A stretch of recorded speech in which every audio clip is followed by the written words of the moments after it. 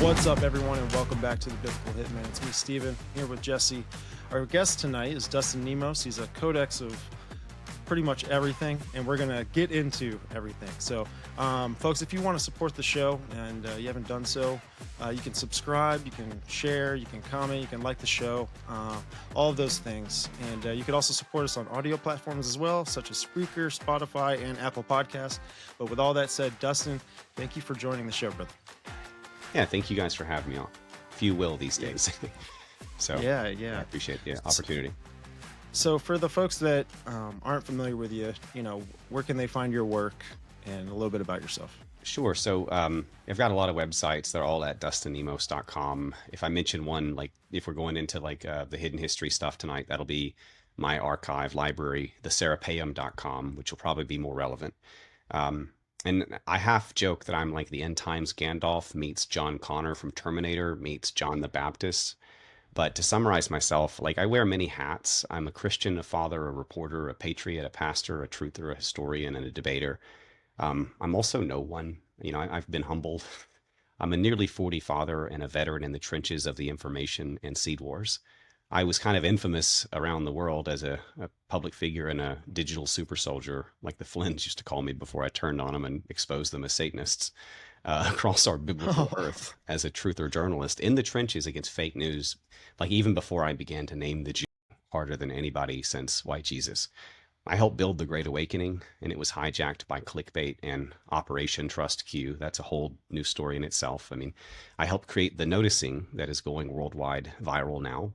I'm far more censored than Alex Never Jew Jones, and I am truly no one. You can read my testimony at the Serapeum as well. It is not incorrect to say that I am an end times edgelord sage. It's just too arrogant to tell you all the things that I know about. I'm an autodidact polymath.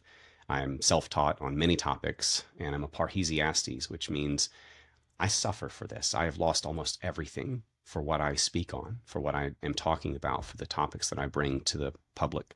And I also am a worm in a center like everyone else. I'm not better than anyone because of what I know. I'm redeemed by him, nothing more. I'm just a witness in the wilderness, naming truth and noticing those in power. So everything I do is for my people, and all glory to Yahweh. So in Yahshua's name, that's me. Yeah, no, I mean, you are an interesting person. You've gone on all different kinds of shows. You've talked about many different topics, and it's so many topics. I really wanted to kind of get, when did it all start for you? All of this, diving down the conspiracy realm. So I was like 16, 15 when I got my first computer, back when dial-up was that annoying noise. Everybody hates that noise. If you have gray, you might know what I'm talking about. Back then, there wasn't any censorship, and the internet was pretty wild west. You could get all kinds of information, and I kind of grew up in that environment. At first, I was like most kids, playing video games. But after that, I started to really go down the rabbit holes of health, mostly at first, because my grandparents were suffering from big pharma, cut, poison, burn, allopathic medicine, and from the glyphosate from Roundup Ready, the Monsanto, and Bayer now owns it, but Monsanto basically putting out that poison weed killer gave my grandpa cancer. And so I was trying to help them, fighting for the truth, trying to get to the bottom of all the big pharma corruption and the medical complex. But they didn't listen. They listened to the doctors. Grandpa's dead, grandma's dying. And after that, I basically started a organic garden, trying to feed my family healthy food, get them off the poisons. I got 200 chickens. I built a greenhouse at 16, and I built a hydroponic system, started a huge garden. None of my family wanted to eat it. None of them wanted to get the eggs. They didn't want to come get free eggs. So at that point, I realized my information was not helping my family, and they didn't care. But I still wanted to help people. I still, in my research around alternative health, I had seen all these children getting and suffering and worse because of the poison. So I started, into the alternative health field pretty heavily in my research. That led me to all sorts of other government corruptions, and I started to study economics and the Federal Reserve, et cetera. And hell, by the time I was 21, I quit drinking and started down this basically 8 hours a day for the rest of my life, researching. I'm basically a master of conspiracies, but I always win my debates. I don't make stuff up. I stick to the facts. I'm not out there. I'm just you know, I've got the data, and Wow. and I've got a bunch of debates out there, so people can check this out as well, with PhDs, with rabbis, with pastors, with experts, with conspiracy theorists. Um, anyway, so that's kind of what led into this passion. And in 2017, I decided to go on YouTube and just start talking about it because I thought I could help some people, and kind of push back on some nonsense and offer some information. I saw people trying to put the pieces together, and they just weren't quite connecting. So I thought, well, maybe I can help, add some data at least. And I started out with like a flannel shirt on my couch, my dog's beside me, and yeah, actually I had a beard, I think. And then it blew up, like 30,000 subs a month in some cases, and it was wild, like 1,200 subs a day just on day one. What year was this? This was 2017. Like, Wow. basically, if you've heard about the Q thing, that's because of me and a few other people. Like, that's right as Q started. I started in December. Q started in November. Wow. So yeah. So same year as Disclosure, by the way, alien disclosure, right? The UFO disclosure movement. Well, yeah, I guess so. Yeah, the Navy disclosed. That was David Fravor and all that whole story thing. Yep. Well, especially too, I think that's when the Bob Lazar documentary dropped. It was just kind of like this movement of propaganda that built you up for that. There was the Q movement. I'm kind of ashamed to have helped build it. Frankly, they called me king of media, attacked me from every continent. I think we did a lot of good. We built the Great Awakening. We taught people about symbolism and and child trafficking and all these horrible things that are going on. But at some point, like, hopium just hijacked it. And I actually believe now, frankly, that Q is Operation Trust, just like in the Bolshevik Revolution. And it's a psyop, and Trump and Q have both betrayed us. But frankly, that's where I kind of came from as a public figure. I blew up to international, spotlight for a while. And then after that, the censorship, obviously, they banned my first YouTube channel. I came back bigger than ever. They froze it out. I had like 130,000 subs for over a year, like 18 months. And I was losing like negative 400 a month, and everybody else is like tripled in that time. And all of my YouTube friends or peers, I guess, other people had channels that interviewed me, are asking, like, what's going on with that channel? Like, they were all noticing what's going on. Mm-hmm. And this is even before AI censorship, which killed like 99 or something % of organic traffic for a lot of us. And then, of course, with the Hunter Biden laptop from hell data, when that came out, I was one of about 30 channels that broke that to the world and made it, widely known. And they wiped all of those channels out. Between us, we had 30 million subscribers. But it was about, I think, 34 or so people. There's a list somewhere of who got banned. And after that, I've basically been in the trenches and shadows of the internet, fighting from, where I can, with little raids on places like Spaces and Twitter audio chats. They call it Spaces. So I get on there sometimes, and I'll like expose some controlled opposition, or I'll like get some truth in for these groups that are a couple hundred people. But I'm never allowed to have the big, like, 5,000 at a time people in my live streams. I'm not allowed to like get on the main platforms. I don't get invited to speak at the events in DC anymore. They didn't invite me to the Reawaken America tour. Like, none of that's going to happen for me because I expose these people and half of them hate me. But basically, I am I'm just a truther. I'm telling the truth about all these things, and I cover all the topics from health to just science as a whole. The cosmology included, all of the history, evolution, all of it. So we cover the theology, the science, the history, the politics. We put it all together and we connect it back to God's word.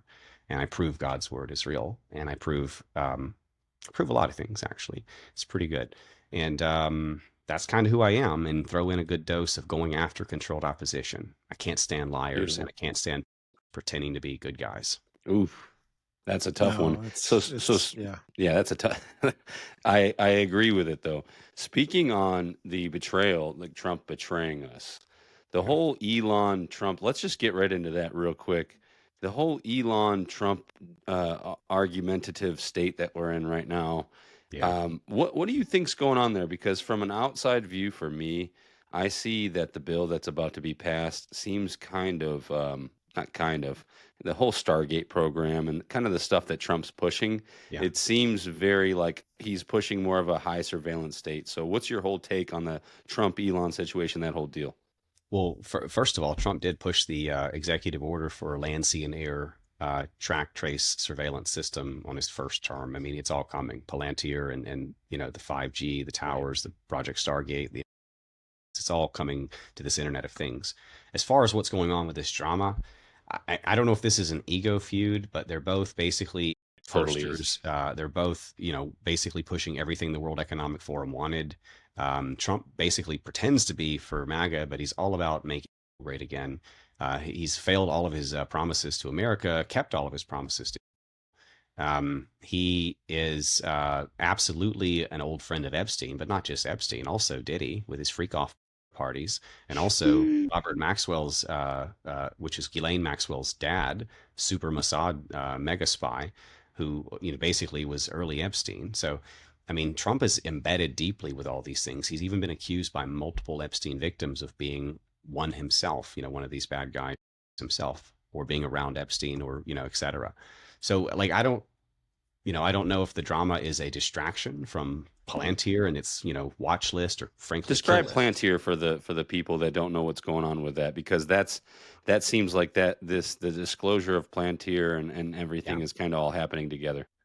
Well, that tech company is being tasked to basically help drone a bunch of children in the Middle East right now. They have watch lists, they have kill lists, they have AI that help run the drones.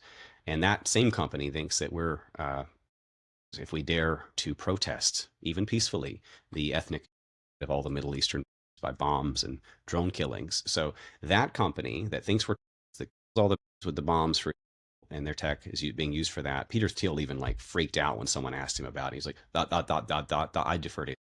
Basically, I can show you the clip. But essentially, this company is a deep state track and trace and kill list company. And they're about to start making a list on American citizens, as Trump requested. And what comes next? Well, frankly, Trump's already doubled or massively expanded the size of Guantanamo Bay. And his task force is busy deporting non-citizens and in some cases citizens for the crime of being a noticer, someone who peacefully protests or says something against their ethnic or war crimes or supremacy, etc. He's also wanting to rebuild Alcatraz as 2.0 and probably put us there. He told the president of El Salvador live on television to build 5 more prisons for the homegrowns. That means citizens. Yeah, it's coming, guys. Wow. And he's the most pro-Noahide president of all time. So basically, is this like a flashback to like FEMA camps? Remember that was all kind of circulating around the internet? Yeah. FEMA camps have playgrounds. Worse. You don't want to go to Gitmo or El Salvador and gang prisons, like the worst in the world, some of them. I basically expect that we're all Gaza to them, and they're going to move as quickly as possible to shut it down because people are noticing. And that's what Palantir is about. That's why all of these new laws about, redefining the definition of anti-Semitism, like HR 6090 at a federal level, and then all the state versions, they've already got like 40 of them have passed, I think, in the states. So anti-Semitism, which is whatever they decide that particular day offends them, is now terrorism, and your ass is going to get deported to Gitmo, basically. That's what's coming. And I don't mean to be vulgar. I'm trying to like reach people about this. It's a serious threat, and it's coming soon. They basically just tried to outlaw the Bible recently, and even Congress pushed back on it because it was just a little too much. Saying Christ is king is anti-Semitic and therefore terrorist is a little too much for now. It's coming, but basically, if you said Christ is king, that was considered anti-Semitic. So they gave carve-outs for certain things, like kill Jesus or Christ is king. You can say that now in America, but not in Canada. You might get life in prison. So they're just where does it end? What is anti-Semitism, and who gets to define it? An NGO, and how do they define it? Whatever offends them that day. So it's going to be a very subjective and very violent and very brutal crackdown based on whoever offends them. And personally, I'm very offensive because I say, don't the babies. Right. Where does where does this all kind of play out in prophecy for you? It's a very good question. So we are, in my opinion, in the end times. First of all, to qualify that, God gave us a very specific set of criteria and signs we were supposed to watch for. I know people like to say you can't know, but we're supposed to watch for the signs. We're supposed to look for the season. We can't know the hour, but we're supposed to look for the season. And looking at the season, looking for the signs, they're basically red alert all around us. Things like the draining of the Euphrates River. That's pretty damn specific, and it is happening. So when you start looking for those signs, you notice they're all happening or are about to happen or have happened recently, then you start paying attention to the like end times prophecy stuff. Now, when it comes to the son of perdition, the Antichrist, the man of sin who comes in his own name, the world ruler beast, he is, I believe, Trump. He is starting the Great Tribulation. Personally, I think it's starting this year with this anti-Semitic crackdown, and that's where you're going to see things like eventually the Noahide laws beheading believers for the testimony of Christ. I think that we're in that season now.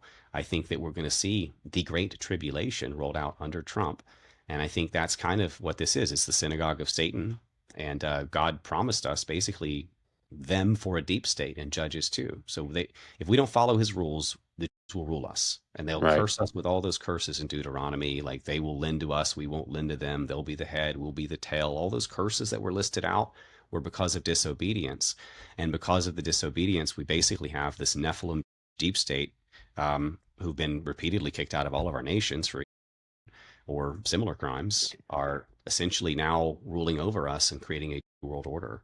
Trump's the head of that. He's doing everything he can to the whites push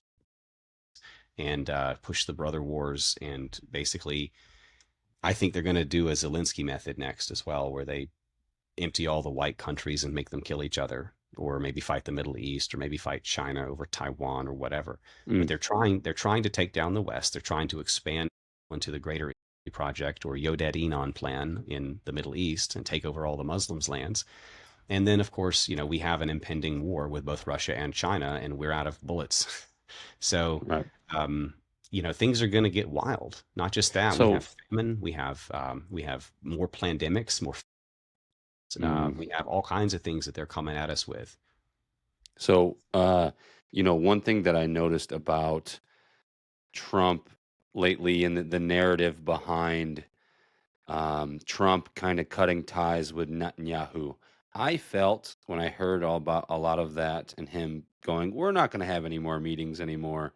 I felt like that was almost like a part of the play. What do you think about like the whole narrative of him cutting ties with Netanyahu? What's that? What is that about? They've been lifelong friends. Netanyahu talked about on camera to the rabbis about how he was going to bring about the Mashiach, which if you actually read the Jewish writings, their top rabbinical scholar of all time is called the Zohar. He says serpent Mashiach because they're worshiping a serpent, and that's who they are. They're the Nephilim. So their serpent Messiah, or Mashiach, is Trump, and Netanyahu's whole life goal was to bring him about.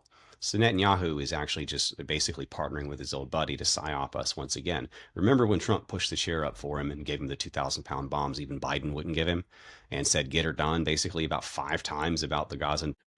I can show you as dogs, wild coyotes and dogs were carrying away in Gaza, Trump was on TV saying get her done. Paraphrasing. I mean, there's never been a more pro-Israel, pro-Jew, pro-Noahide president of all time. He has already poisoned half the world and betrayed the West on every position that he's ever promised. We went warp speed, right? Yeah, from warp the seed, I call it, which is all about Mark of the Beast, 666 symbolism. If you read it in Hebrew, it's all about Mark of the Beast and poisoning us and mind control. But if you, like, he went from lock her up to lock us down. We went from 15 days to slow the spread to over 15 or 50 or more million dead. Suddenly it's all over the world. People are having heart attacks, pulling out clots. Like, we have self-assembling micro crap in us now. It's being sprayed on us too. Like, Trump is responsible for all of this. The 5G towers went up on his watch. The coup happened on his watch. So we had 4 years of Biden pandemic and J6 persecution, but that was all him too. Right. When you're looking at the Abraham Accords coin and you look at the symbolism on the back of it, with like the scimitar sword, whatever that's called, and get all this like symbolism, and it's like this golden age that he kind of talks about and everything like that. What are your thoughts on that? Well, if you actually look at that coin, and I wish I know where I've got it somewhere on my website. I wish I could just think and pull it up quickly, and maybe I will in a second. It's super eerie. Basically, it is a war and then a psyop and then digital bioconversion. There's a in that symbol, the little needle, and then there's like genetic symbols, and they're basically talking about syringe and genetics, and they're talking about basically altering the genetics and taking over with the sword. I mean, it's and there's zeros like and ones. The beast stuff. zeros and Yeah. ones. It's so weird, dude. Yeah, then the AI taking over, and it's let me see if I can just pull that up and share it while you guys are Yeah, talking. because it is Absolutely. wild. Yeah, Like I so got everything. It's just trying to find it. That archive is huge. So do you think the covenant, right, that the Antichrist is supposed to make has already happened? I think it was the Abraham Accords, and then he's already, by the way, reconfirming it, and recently, as a couple weeks ago, promising, quote, peace and safety, which is Right. what comes before sudden destruction, per scripture. Right. It's so wild too. And on that coin, there's Saturn on there. There's a dove. There's, like you said, there's like this. There's zeros and ones, right? There's Yep. what do they call that? binary code. Binary code. Yeah. Yeah, It's the trippy. whole warp speed thing is right when I was a big Trumper, man. I remember when he won. I went to bed the first time he won, and I woke up and I didn't want anything to do. I didn't care about politics at the time, and I'm like, I cannot believe this guy won. And then he's talking all this great stuff, and then I'm like, oh, dude, I'm in for all that. And then he did warp speed, and I was like, all right. That's when I really started to backtrack pretty quickly, because it's like, how do you just? There's a 10-year process, and Well, how do you just bypass all of the, even that? It's all sketchy regardless. But yeah, that was my like, all right, Trump is not what I thought he was. well, Can you guys see this? no, It's it just loading. looks like it's loading. I pulled. That's weird because that's weird. I'll try again because I pulled up that coin. Mm-hmm. But you know what's crazy too is the symbolism behind the warp speed. Yeah. I'll pull that up next. I've got whatever We're seal echoing, or whatever it's called. We're echoing a little bit. Do you have headphones on, or no? No. Yeah, it's gonna pick up on your mic. Okay, I'll try to share again. Yeah, it's also so trippy, man. But I feel like they're just telling you their plan or whatever it kind of consists of in all that symbolism. But for what reason, I don't know. I warned it may not let me like share. Sometimes these programs just won't take it. But this is just and Riverside's kind of long to load. Stevie, this is what it is. The whole coin, the whole everything is them disclosing what they're going to do and what they want to do, their plans. It's them disclosing their plans. They do it. They've done it for centuries, well before we were here. It's how they do things. And I can't, is it the karma? Are they bypassing karmic laws of some sort? That's where I get kind of confused, because I don't want to believe in karma, but why do they do what they do? Are they following this religion that they believe in? What is it? Well, they want to corrupt the flesh. They want to corrupt the image of God. And Jesus warned us the end would be like the days of Noah, which was defined by all flesh becoming corrupted. Noah was saved because he was pure blood. He was pure in his genetics, or in Bible talk, generations. So pure blood Noah was saved from a world of Jews, basically, because they were corrupted flesh, or GMO people. Although back then they were a little bit taller, over 30 feet. Wow. So yeah, like six-fingered, like Goliath, the six-fingered giant in the Bible, was actually a tiny one comparatively, and that came much later and was very diluted. And we have these elongated skull creatures all over the world that are human sized, but that was a later descendant that was more diluted. And then they start to lose the skull. And then like Akhenaten had the tiny little skull, and like there's famous examples of some of the bigger ones in like Paracas, Peru, and even the Crimea Black Sea region where the come from. That's the original ones. In Africa, they wrap the kids' heads and people's heads to make them elongated. Hell, in Sumeria, over half the population, by some reports, would headbind their children like that in order to mimic their gods. Which, they had 30% more brain capacity and those big hats that stick way out to the back then. Mm-hmm. Even under the Notre Dame, when Antifa burned it down, they exhumed a conehead knight that had a really tiny, pointy head. And some Jews still have it today. Look at Roger Stone, by the way. Oh, yeah, that's not human. That. Yeah, I never noticed that. I heard you say that on the Strange Brew podcast, and I'm like, whoa, Roger Stone. Yeah. He always sketched me out a little bit, and I felt bad for him because of what happened to his wife and all the stuff he went through with the FBI. And like, I watched a lot of Alex Jones for years. Hell, I helped him with that. Now he hates me. Wow, so you knew Roger Stone personally? I was the first guy. I think it was the first person he interviewed with after the raid. Like I was absolutely helping him back in the day. He used to say I was a really, really, really, really good interview. That's a quote. That's not even, that wasn't even that long ago. He's been on my show. Huh? That wasn't even that long ago.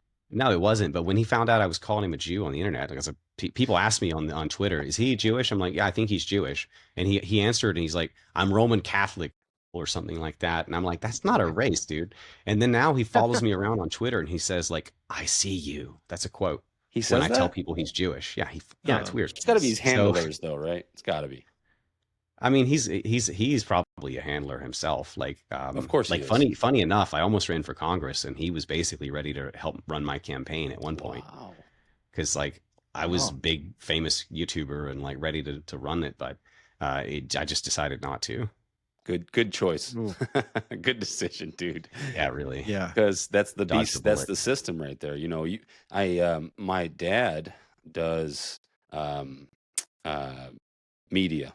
Right. He has his own media company, and he helped a guy recently. I guess I shouldn't say his name and tell his story, but the guy, he got charged with murder, because, and he was running for governor in Las Vegas or Nevada. And you're gonna, if you look this up, you're gonna know who I'm talking about. But he had some guy, basically he got into the Republican Party, and the Republican Party told him, hey, these are the rules. You're not going to have the money and the funding without these rules. So just stick to the rules. And he had a guy come to a party, and his daughter was there, and he offered his daughter cocaine. He got mad at the guy and punched him a few times to the ground and killed him. And this guy just got out of prison and stuff like that. So big crazy stuff we're talking about right now. But yeah, it's a crazy system. Dad. If you don't abide by their rules, you don't get to play the game. I like that, Dad. So so I want to ask you this question. I agree with what he did. Like, he didn't mean to kill the guy, but he should burn.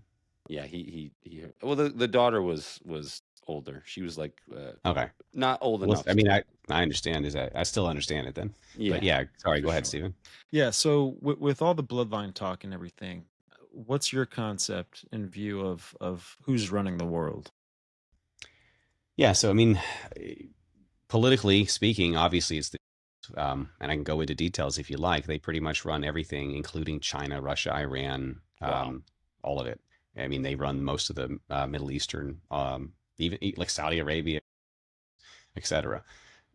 Biblically speaking, God says that Satan is the god of this world.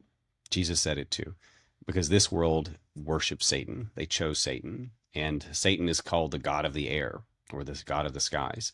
And you know, he is the powerhouse here. And also there's you cannot ignore the Genesis 6 watchers. So Satan's not alone. Satan's not a single fallen angel. I mean, there is an army of them, at least 200 more at Genesis 6 that fell and created the Nephilim.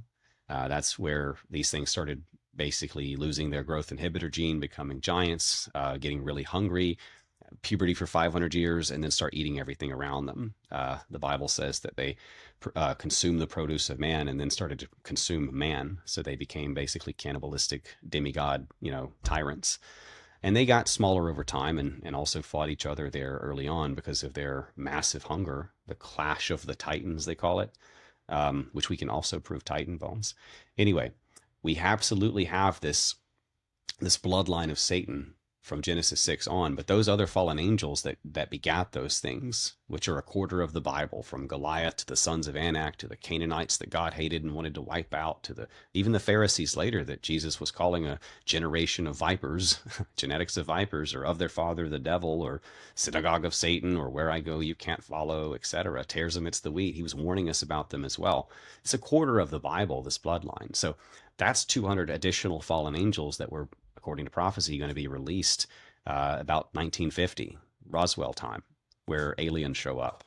And now aliens are fake, space is not real, but fallen angels are real, and they want us to believe that they're aliens and big brothers from another planet that are here to help us or something like that. Because as the Werner von Braun, founder of NASA, said, aliens are the last card, per his whistleblower assistant that worked with him for a long time. And I believe that. He also, on his tombstone, had an ode to, I think it's a verse from the Bible about the firmament. The firmament showeth God's handiwork or something. I forget the exact phrasing. So, the head of NASA was, giving us a hat tip even back then. The point is, these things are real. They are, IQ 2000. They're way beyond our ability to beat in terms of a chess match or in terms of intellectual capacity. But there are, rules to this game, and we're basically in that little season at the end where they are going to create a world order and try to destroy us and drag us to hell with them before God comes back. Like, Satan's time is short, and they know it. But that's where you see basically the pre-flood world repeating, as in the days of Noah. Like, since the aliens popped up, we've had an explosion of technology, sin, and sacrifice. It's the same thing that they wanted in the pre-flood world. These things will give you power and they will give you technology if you'll just hurt the to hurt God, because they are pissed and they want revenge. Wow. Holy moly. I mean, well said. Number one. With all that, where do you connect the alien phenomenon with these principalities and these powers and these fallen? Yeah, so in 1 Enoch, for example, they're predicted to come back after 70 generations of being imprisoned in the earth in the darkness with sharp rocks put on them for punishment. And that happened right after they watched their firstborn offspring basically kill each other, which was their punishment. God sent a sword of war and division between those first giants, the Titans, the Nephilim firstborn. And then after they saw their sons kill each other, they were imprisoned for that 70 generations. So when you do the math on that, it basically ends up being Roswell time. And then we see the explosion of aliens and the government's working with aliens and denying aliens and killing anybody or disappearing anybody that goes near those facilities like Area 51. And then suddenly now they won't shut up about aliens. They won't stop talking about them, showing us UFO videos. Mexican government actually pulled out an alien body and started talking about it. And I know. it was all, they just won't shut up now. It's like nonstop alien propaganda to make you believe that they're coming or here or whatever. And of course, we have things like Project Bluebeam and advanced technologies where they can fake it. Look at the drone, nonsense off the coast of Jersey a couple of weeks or months back, because that was like a drone invasion from aliens, some people thought. So, we basically are ready and primed, and there are alien cults out there in the desert at places like Burning Man having communions. As if you would need to spiritually commune with an advanced technology. Why don't they just call you on the cell phone? Why do you have to commune with the entities? Anyway, so that's what they're basically doing now. We have alien worship cults ready to receive these things, or maybe there are big brothers from the sky. They're here to help us, or maybe there are creators. They call this theory panspermia, and it's meant to replace evolution. So they seeded this planet, or maybe they created us with monkey DNA to make gold mining slaves, like the Sumerian, Enlil and Enki thing. There's a lot of versions to this, but basically these things are back, and they're doing the same thing they did in Genesis 6. They're running the show. Everybody worships them. I mean, even the UN put out a statue in New York outside their headquarters of the Beast of Revelation, the amalgamated different types of animals into one.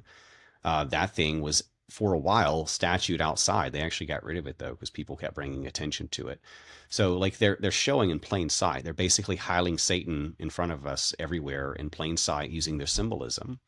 And when you learn the language of symbols, it's critical. It's really key. You start to see everything all over the place, everywhere. The same 6-pointed star from Khazaria is on the flag of Walmart. It's on almost every company you can imagine. It's also the same symbol that the Freemasons use. If you just drop the horizontal bars, then they have a square and a compass.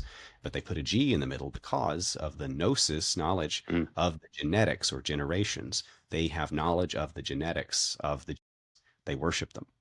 So then the Freemasons are basically the witches that worship the gods of old.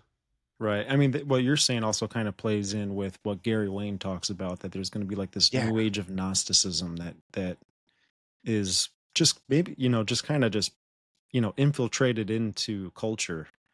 And which I think it's like this new age movement. A lot of other things, it's not exactly Gnosticism, but it's like this Luciferian doctrine, either way you take it, like it's coming, right? So my thing is what is your thoughts on that? Like, if there is a thing that exists like Noahide laws, and we know that Israel wants their Messiah to be here like now. The third temple is kind of in the motion of getting constructed.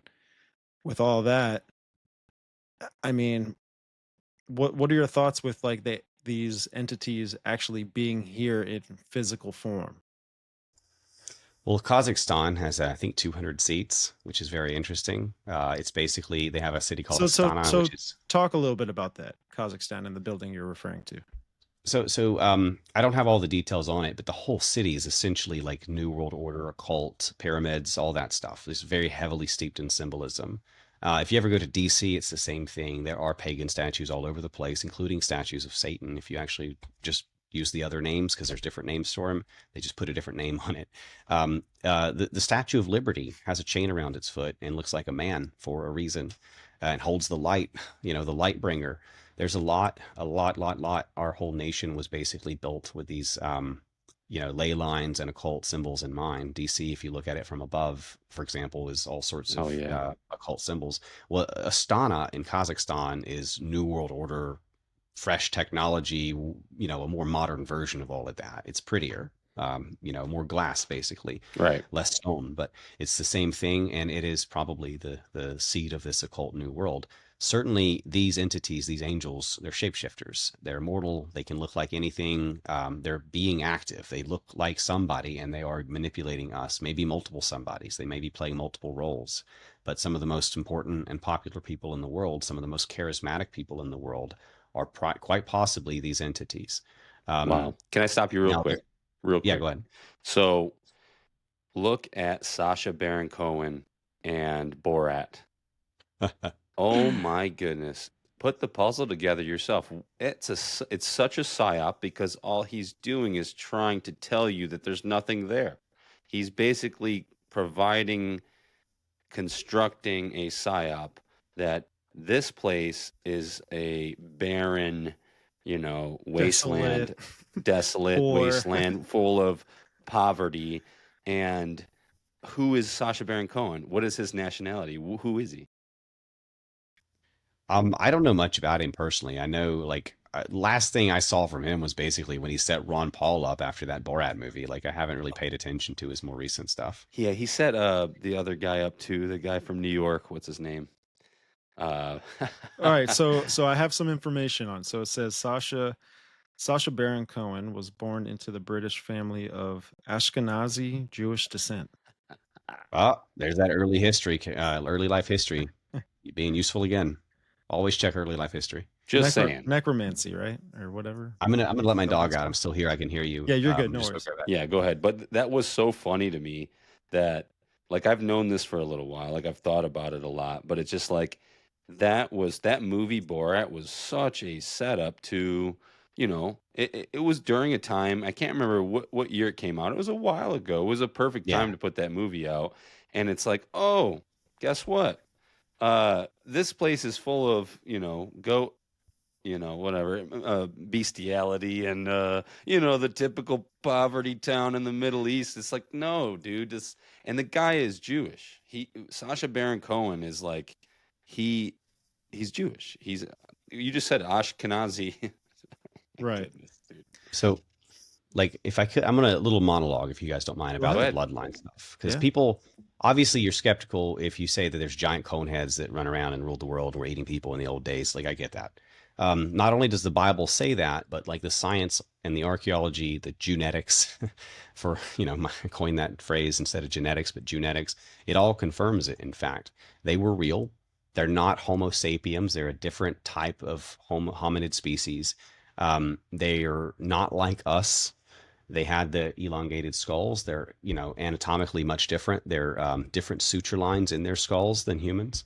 They had greater skull volume, 20-30% more brain capacity. Their foramen magnum, where the spine enters the skull, was actually much further back with the Nephilim. So their skull was like always formed like that a bit. They had massive mandibles, and back in the old bloodline, when it was more pure, they had double rows of teeth. They were always found with red hair. Interesting anecdote. Native Americans talk about how they fought these cannibalistic red-headed giants and put them in a cave and smoked them to death. Lovelock We Cave. recently found that cave, the Lovelock, Nevada Indians. Yeah, we found that cave. We found those giants with the red hair and the cone heads recently. It's not a myth. It's real. Akhenaten was a elongated skull pharaoh who had a really unusual physique physically. The genetic evidence and the haplotypes that we found around the world, for example, the haplotypes commonly found among the South American Nephilim included the UTE, K, J, and H. The same is found in the Black Sea, Crimea, or Khazaria region, where they come from. 14 samples of blood tested by the Paracas, Peru mummies, the elongated skull mummies that are really famous all over YouTube, included a A28.5, B7.1, AB 21.4, and only 43% O type, which was the predominant blood type among those Native American peoples in South America. So this is a Black Sea blood type in South America, and that was their god kings and sacrifice priests all around the temples. Consider the enigmatic megalithic structures found in the same places where the elongated skulls are also found. Not just the pyramids in Egypt, but the impossible structures found in Peru and Bolivia, such as Tiwanaku, Pumapunku, Sacsayhuaman, etc. Even in the Black Sea region, Tartaria, Budapest, and all the amazing old world buildings, even the massive Bosnia pyramids. Where these creatures are found, so too are these megalithic structures that defy conventional explanation, built with an impossible level of precision, things that cannot be replicated or even moved. Some of these rocks are too big. Even with the most advanced modern equipment available, consider common features that these sites tend to share include not only the megalithic stones that we can't move like the Baalbek stone, but also precision cut, very hard stone like basalt or diorite, something that Stone Age tools could not possibly have crafted.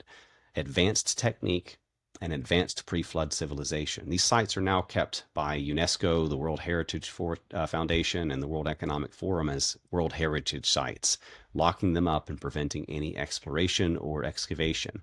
They're hiding our past from us.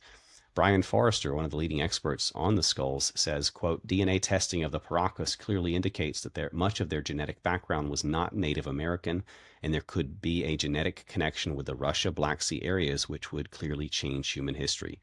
End quote. That's where they come from. So who were these creatures and where did they come from and where did they go? Did they just disappear, go extinct, or is there something more at play? Remember, it's important that the oldest and purest genetics come from the Khazaria region, the Black Sea, Crimea region, where they originate in Middle history. They didn't originally come from there, but that's where they were for a long time. You know what's and the Ashkenaz? Go ahead. Yeah, you know what's fascinating is we had on Troubles, which he's got Paranoid Radio podcast, and he's an awesome guy.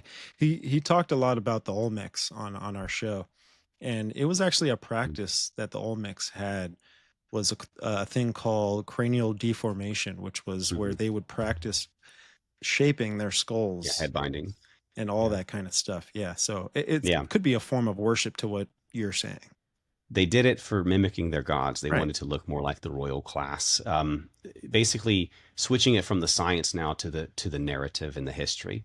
The damned and destroyed empire of the offspring of the fallen watchers litters our world like the bones of a dead and monstrous thing. Best known in the megalithic ruins, the cyclopean masonry, the underwater cities and pyramids, and all the evidence for a world killer flood.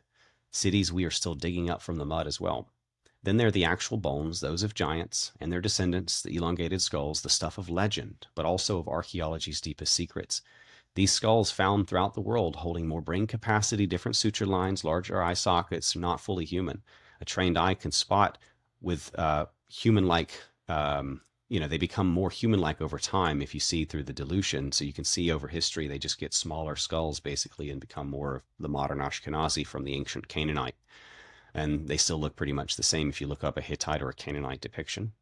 These are the monsters of myth and legend, the heroes and gods of old, the perpetual deep state of Nephilim bloodline or Anunnaki bloodline that mankind has embattled since Genesis 6, the seed of the serpent God warned us about in Genesis 3:15. This is what happens when you play God with genetics and change God's creation. We're not even going deeply into how the secret societies worship these entities and seek to bring them back to power. It's actually referenced in the same Virgil poem found on the US dollar bill. It's referenced on the US dollar bill with all that, Novus Ordo Seclorum stuff, which speaks, this poem from Virgil, an occultist, speaks of the golden race of men returning to power. And here come many politicians ranting about a golden age, which is an occult reference to this very thing. When you look at the stones in Puma Punku, you have to pause and think about what you're looking at. This is not a piece of wood and chisel carving this. This is diorite, or in some cases, like I said, basalt, which is almost diamond-like hardness. Only a diamond or tungsten carbide can cut it. They didn't do this in the ancient world with stone or copper tools. Other things to consider that you can't see when you look at some of these like ancient ruins. The surface is polished to a smooth finish on these hard rocks. The edges are so sharp that they can cut you. The surfaces, the corners are nearly perfect. The cuts are also mitered at an angle and dovetailed, all within 1/1000th of an inch of perfection on straightness, squareness, corners, dovetailing, mitering, and drill holes and channels. It is impossible for us to try and accomplish today with the most advanced diamond cutting tools, lasers, and/or pressure jet stone cutting tech. It cannot be reproduced. I think the Japanese tried to build a smaller pyramid, couldn't do it. If you thought fake news was bad, wait until you find out about science and history. Wow. Sheesh. I mean, you're right about all of it. You're right about all of I it. think so. I wish I wasn't. I think I really I wish I know. wasn't. I know. And Often you know what's about everything. when you brought up, the brain capacity, right? So I kind of make these connections with the transhuman movement, right? And with all this biotech development and what the World Economic has stated in their documents of what they want to see as far as digital ID and these implants and basically technology embedded in the body, according to their documents. But it made me think of the process of singularity. And really, the only way you can reach singularity is by increasing the capacity, like over time, till you get to 100%. It's kind of like the movie Lucy, which maybe you could make some connections with Lucifer, right? But in that movie, it's Scarlett Johansson. She's exposed to this chemical, right? Which could be, take it how you want it. No matter, the whole concept is that something medically happened to her, and she's reaching this point of becoming, singularity, where it's like she's going to become this entity, this god, right? Like it's. Yeah. So we see it's the oldest trick in the book, man. Yeah. Ye shall be as gods. Take this pill. It's going to change you into a god. I think we're actually losing IQ and like we're reaching idiocracy. So we're kind of devolving rather than evolving. And the burden of sin and like, propaganda and all this evil is basically just like the average high school kid can barely read, for example. Back 200, 300 years ago, they're all reading, like advanced poetry and Greek, tragedies and such. And they can like recite Virgil and all this other stuff, even if you shouldn't be able to because he's evil. But like basically we have devolved. We're getting dumber, not smarter. Now there is the flip side of that. I think they're trying to kill us, the goyim, the slave class off and like depopulate the world to a certain number, like they've talked about with, Agenda 21 and 2030 later. All these things they've been doing. They want to depopulate the world and they want to corrupt our flesh so we're not human. But there is the flip side of that, which is like the transhumanism and ye shall be as gods and like the biohackers with the CRISPR kits in the, in their garage or their mama's basement, adding frog DNA to their self or something, or the people in China who are giving like three parents into one child. So they've like added a parent into the mix somehow genetically, or the glow in the dark pigs or any of this other stuff that they're doing with GMO animals or like, the goats that grow the spider silk. Oh, that's right. Milk. All of this stuff is happening. They have the little rat that grows the human ear on the back now. All this stuff is getting weirder and weirder, but they're trying to become gods still. So we lost you. I think you're muted. Did we lose him? You're muted. Oh, you were muted for about 10 seconds. Okay. Am I still muted? Okay. You're good. Basically, they believe there's going to be a singularity through tech or genetics. Gotcha. Ye shall be as gods. Man. So I'm going to circle back around, right, with all this Trump and Elon stuff we were talking about earlier. You obviously see that Elon Musk is kind of paving the way for some sort of technocracy, I'd say. Well, it seems as Trump is doing that now. Sure. Even more so. Sure. Yeah. So Elon's building it, Trump's ordering it. Right, right. And I think they're friends. I think they're working together. I think that obviously this is theater that we're watching. But, who's Elon, to you? So, mother's name Haldeman, I believe. So he was also he's a crypto Jew as well. Mother's maiden name. He's basically helping to fake space for the deep state. So you could look at him as like a NASA without FOIA, without Freedom of Information requests. He is digging the tunnels, which they love tunnels. Look at Tunnelgate and all the things they do to kids in the tunnels throughout history and recently. He's Captain Brain Chip, I call him sometimes, because he wants to Neuralink you to the Starlink, all this stuff. I mean, if you actually look at the Starlink box, the one I have over here, it's almost a carbon copy of an ancient symbol of a fallen angel I found on rock on an Ancient Aliens episode. So What? it's funny how it looks like a falling angel, with the swept back wings descending. Oh, okay. Strange enough. So what stars are we linking to, bro, with that Neuralink? Wow. That's how bad he That's an is. interesting take, dude. I haven't heard that take at all yet. Have not either. Interesting. So CERN is using D-wave quantum computing to contact entities while they're over there doing all their ritual dances and alchemy, weird crap all that outside. stuff. Yeah. Yeah. It doesn't seem like science to me. It seems more like orgies and dancing. Right. I don't know. I could have seen that in some dirty flick. I don't even watch those, but I don't need to go to CERN and give them trillions of dollars to smash particles together while they go over there and dance and naked and do stupid things and take drugs. A bunch of ayahuasca, morons down there anyway. Like Silicon Valley in Switzerland. Yeah. CERN is using D-wave quantum computing to hook entities into this matrix that they're building for all of us, that they're going to then connect us to with the that are building nano antenna in our brains now. Wow. Okay, so let's people will beg for death and not be able to find it. Wow, as the Bible said. So now, talking about the nanotech, do you think graphene has anything to do with that? The whole graphene movement. Yeah, a few years. I mean, graphene is the building block that they're using for this. I Right. mean, it's basically indestructible and it's useful for the nanotech assembly. And I have nothing against graphene as a technology. I mean, I have obviously what they're doing with the technology is evil. Right. Technology can be used for good or evil, but they're making nanobots that basically become self-assembling circuitry in our cells, and we have antenna in our brains, we have antenna in our bodies, we have a chip in the back of our hand and in our forehead, just as the Bible described. It's everywhere because it's in our cells. And in fact, the scariest part about and presumably the rest of them as well, is when Trump said, quote, "My blood is the," end quote, on Truth Social, and then deleted it. Whoa. And then we find out from the Moderna patent that it actually does change your DNA. So where in your cells at the polynucleotide structure, you basically have the guardians of the gateway to your holy of holies, your nucleus and your DNA information. So on these polynucleotide sulfuric bonds, you have ATCG repeating over and over and over.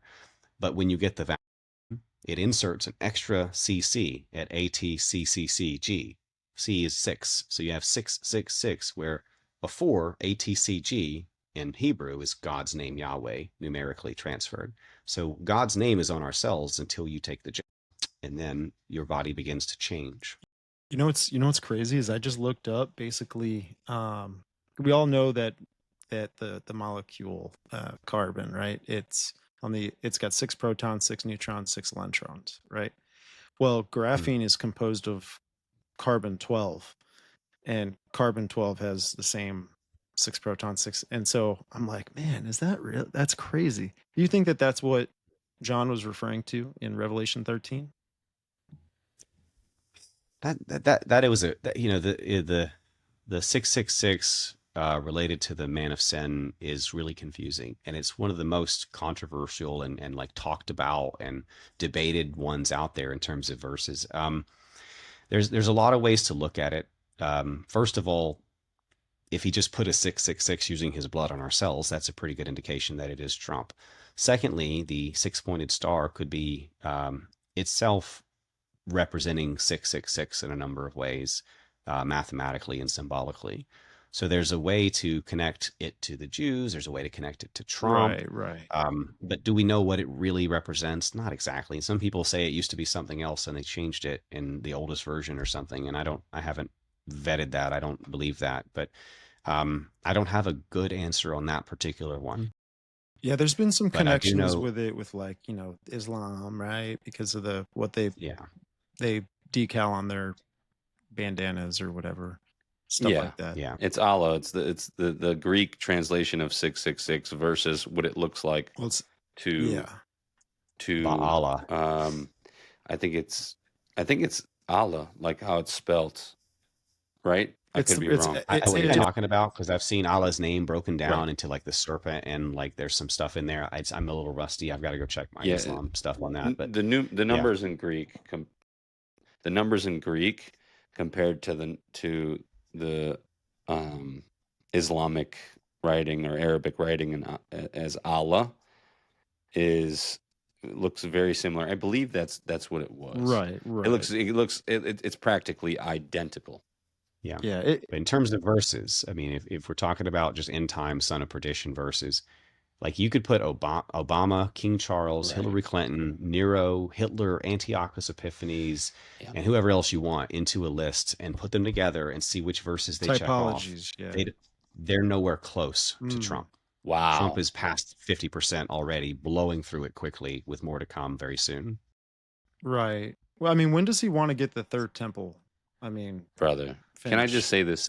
Can I just say this real quick? Yeah, go ahead. Years ago, I said this off a whim. We had a podcast called The Wiseman that didn't go anywhere. We didn't work on it enough. We're doing the damn thing now. But years ago, I remember saying, this is well before Trump got shot at.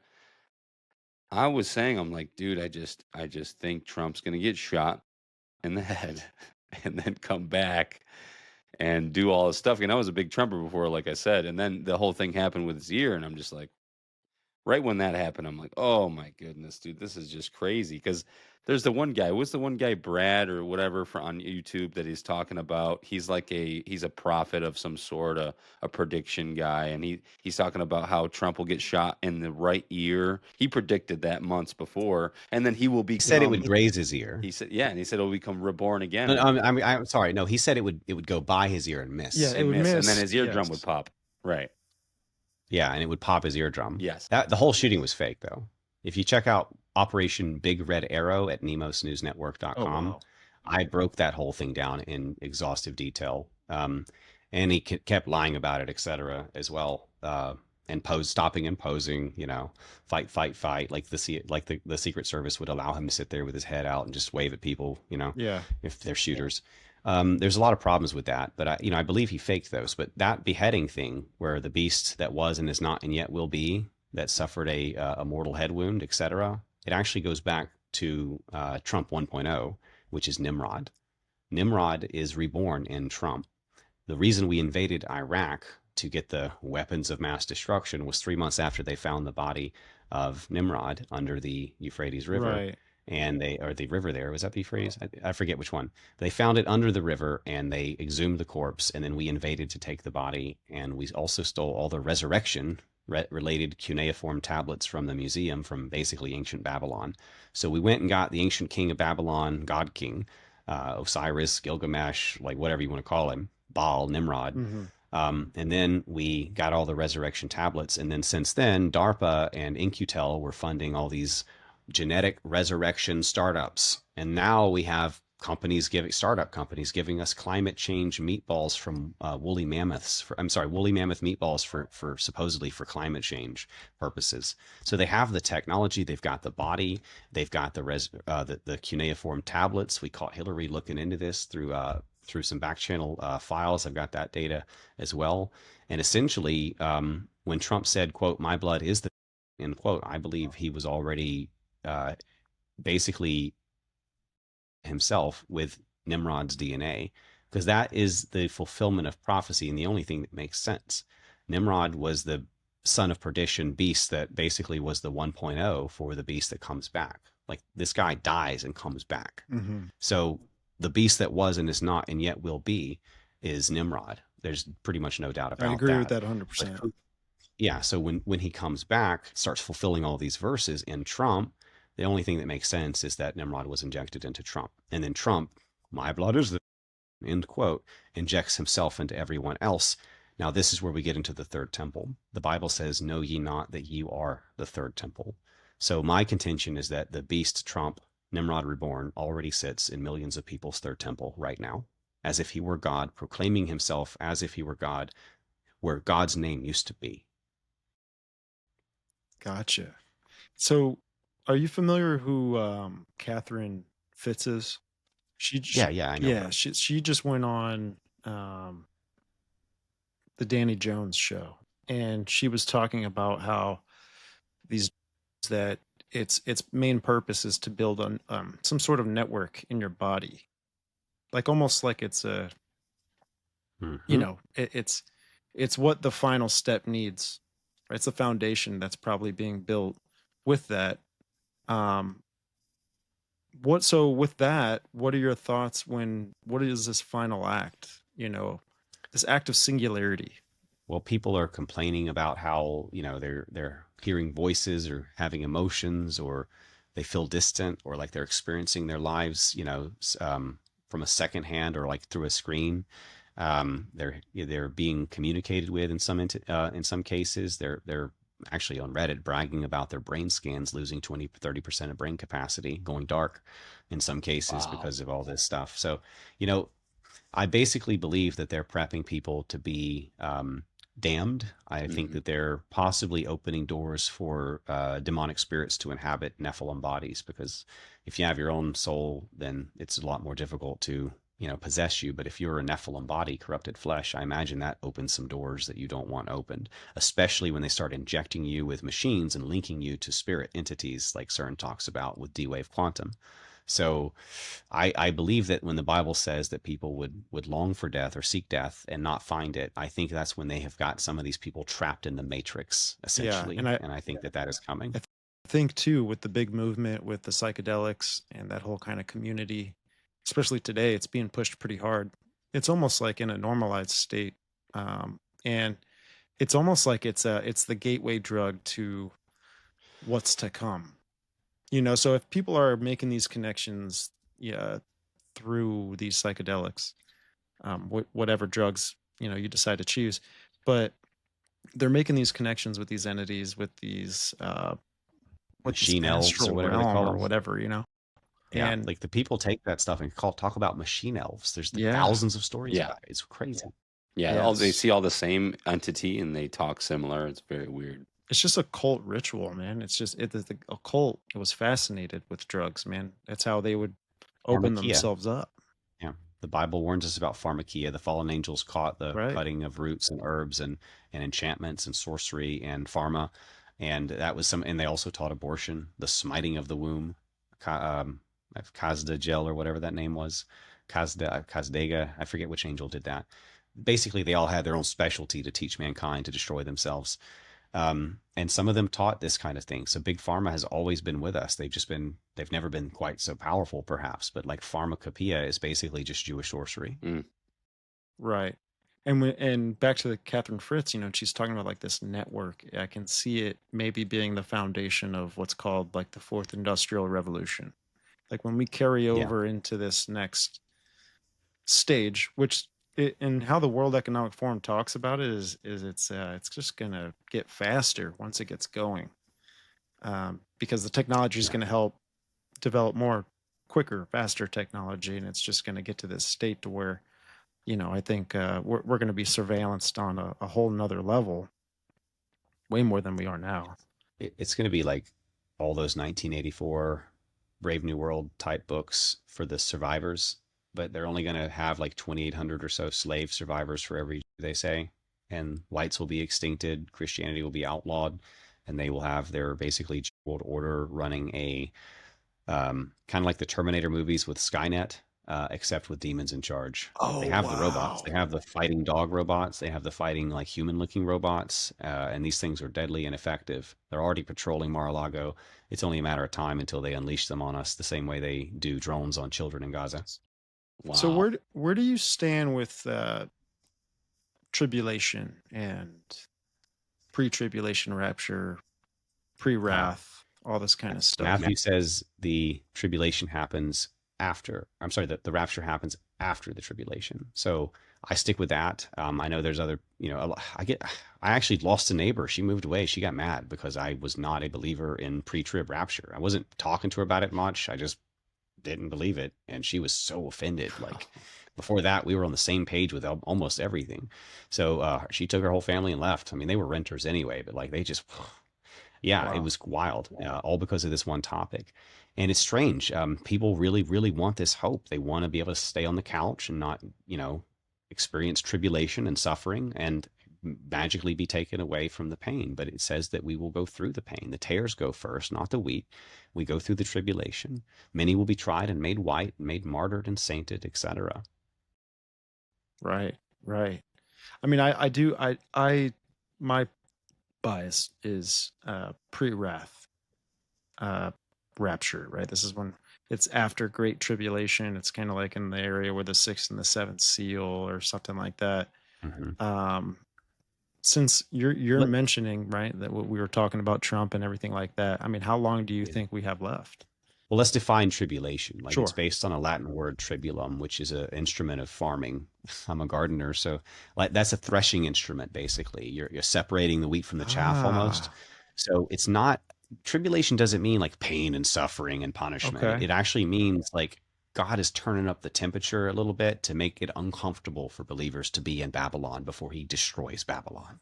So you're not really like if you're a believing Christian, like you probably don't want to be in most of the cities right now. Mhm. You don't want to be part of the culture right now. Mhm. Politics is starting to like get on. You're giving up on politics or a political solution at this point, and you're really just you're recoiling in horror right now from everything, from society to culture to government. And the whole world is just a very dark and evil place when you actually see what's going on and who's in charge and how many children go missing and are trafficked and all the war and the famine and all the evils and the poisoning, etc. So that, I believe, is God's intention, is to bring us out of Babylon by pressure, if not pain, and also by making examples of those around us who are still in Babylon. And we're going to see a lot of that. We're seeing a lot of people suffer and die and be punished, and it's not good. But we're not at the point of wrath. I think basically that Trojan Trump term 2, as I call it, is the Great Tribulation. And if it hasn't already started, it will be very soon. It'll be this year, because if they don't get me, I'm going to get them.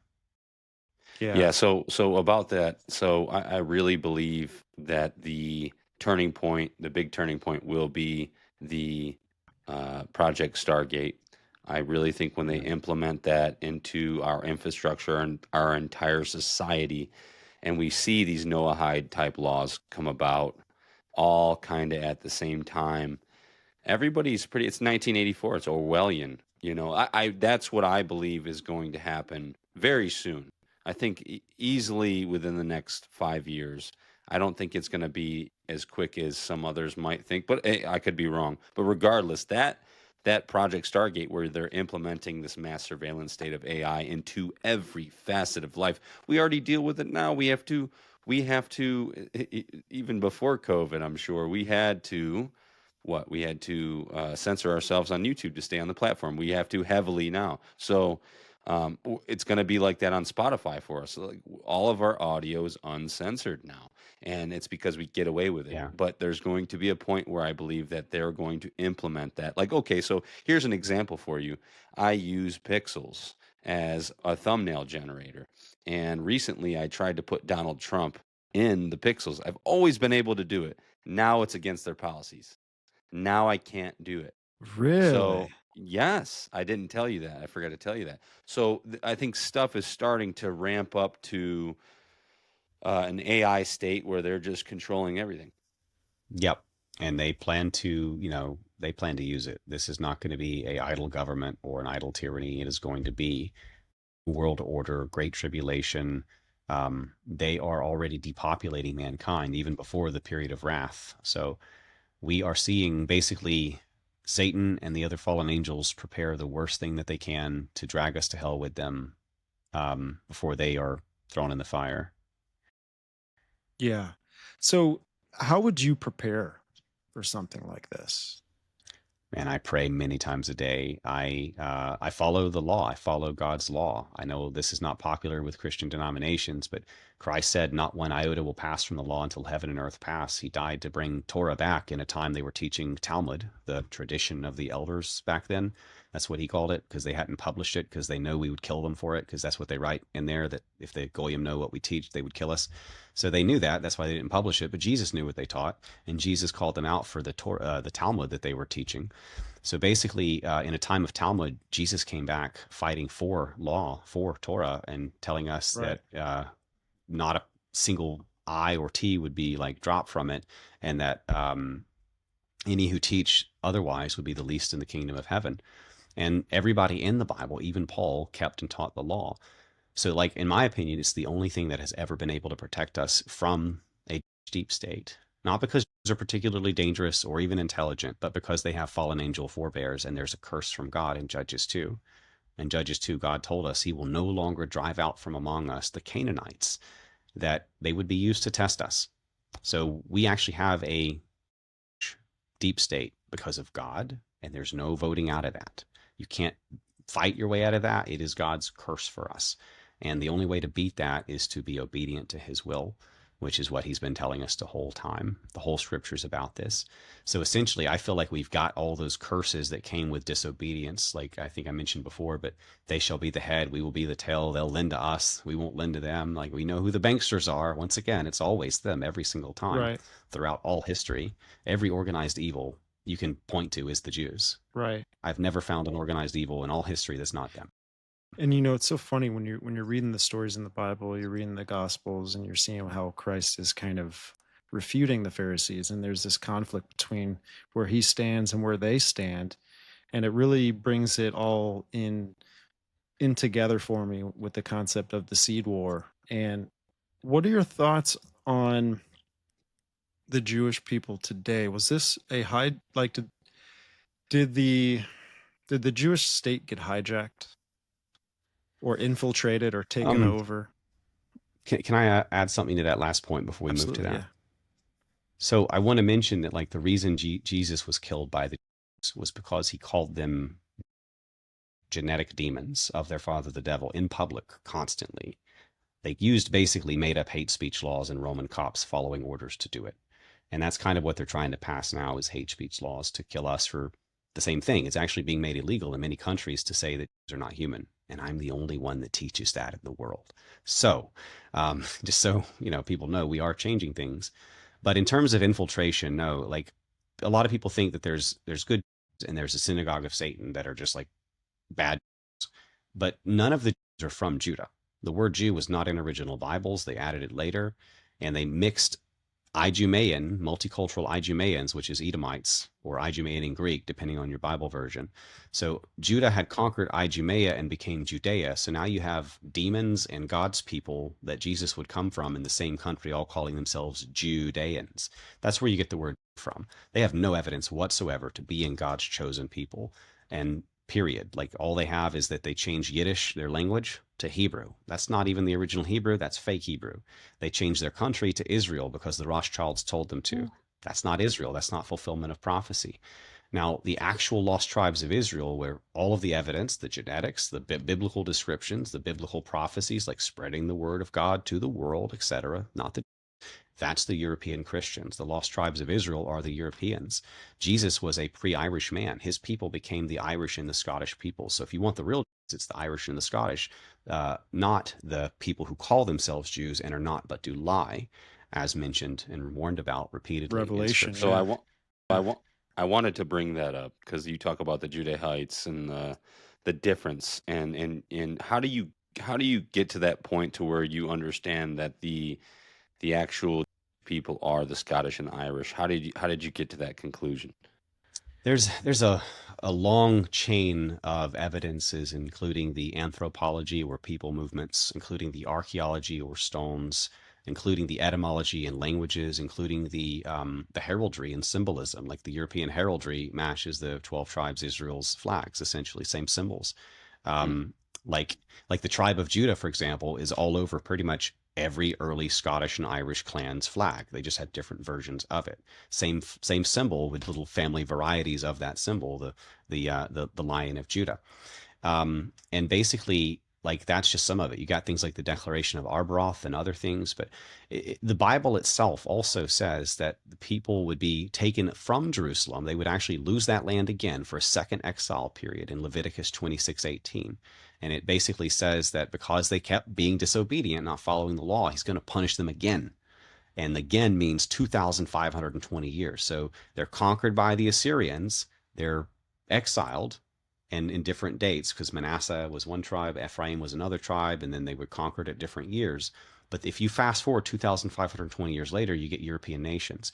So from Manasseh and Ephraim being conquered by Assyria plus 2,520 years is 1776 America and 1801 AD the UK, right there in Leviticus 26:18. That's actual fulfillment of prophecy, like God said, exactly according to his math. Precisely. That's real prophecy, not that Rothschild bullshit. Anyway, right. So I like that. Basically, kind of where was I? Yeah, so the lost tribes of Israel, like any evidence that you look for, like the Bible descriptions, prophecies, all those sciences all point to only the European peoples. The Jews have nothing. Now, blacks also throw their hat in. They say that they're Black Hebrew Israelites. I absolutely wrecked the documentary guy who Ronald Dalton Jr., I think his name was, I forget, who did the documentary that got Kyrie Irving fired, titled Negro Hebrews to, like, they have nothing either. I mean, that's just another branch of nonsense. But basically, and interestingly, the people actually have more evidence for being the lost tribes of Israel than the Jews do. They actually have like a couple of things that sound like they make sense, but the Jews have nothing. So if you test it, if you as test all things and hold fast that which is true, as God says, and don't just trust the Jews when they claim to be God's chosen as they drop on babies, because they're not. That's not the actions of the children of Abraham. Right. Then you would see that the only people that make sense would be the Europeans. First of all, there were multiple tribes, not just one. And they're being prosecuted heavily right now. Yeah. And I want to mention, in terms of debunking their claim, isn't it odd that supposedly God's chosen, because they're not, number one, hate God's name, and they refuse to speak it. And they changed it from Yahweh to Hashem, which is Ashima or Asmodeus. It's not the name. And even if it was, that's not God's name and not what he wanted us to call him. 2, they hate God's son. 3, they don't keep God's moral laws. They only pretend to observe the traditions like Passover, etc., just for us to make them, believe that they're the Jews of the Bible. That's why they do it. 4, they keep the Talmud, not the Torah. The Talmud is the anti-Bible. It actually inverts all of God's rules. It's okay to rape children and babies. It says that Mary was a whore and Jesus was the son of a whore who raped a donkey and boils and feces and semen in hell and was a sorcerer. Now, what they teach. Is this the Babylonian Talmud? No, it's the the Babylonian, it is the Babylonian Talmud. Okay. Yeah. Satan's commentary on God's word, essentially. That's Satan's children's. Why is it called? They're the people of the Talmud. Why is it called Babylon Talmud? Babylonian. Because they basically were basically, well, it originated in Babylon, not in Moses, obviously. Like God gave us the commandments on stone, written in his own hand, like engraved with fire and stone. And they said that they heard something and they passed it down. But it came from Babylon and all the infiltrations that happened then. But where was I? They seem either, they do not try to spread the word of God. Christians do. They seem either A, unconcerned about God or judgment, or B, already damned and judged and wanting revenge in terms of their actions in war and ethnic cleansing, etc. 7, they have zero evidence of being God's chosen. 8, they fulfilled none of the prophecies. 9, they don't look like the descriptions found in the Bible.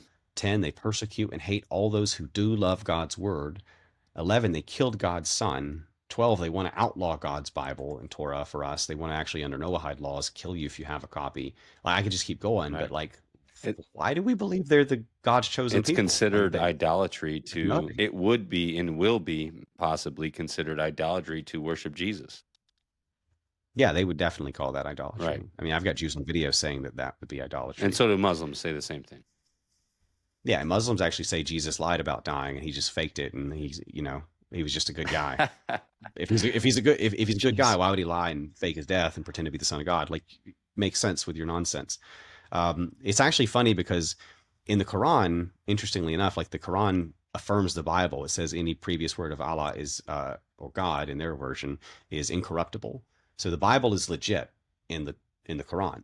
But the Bible debunks the Quran absolutely. So if the Quran is true, then it's false. So I mean, if the Bible is true, then the Quran is false. Right.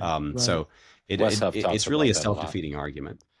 I'm sorry. I'm sorry to interrupt. Wes Huff talks about that exact deal quite a bit.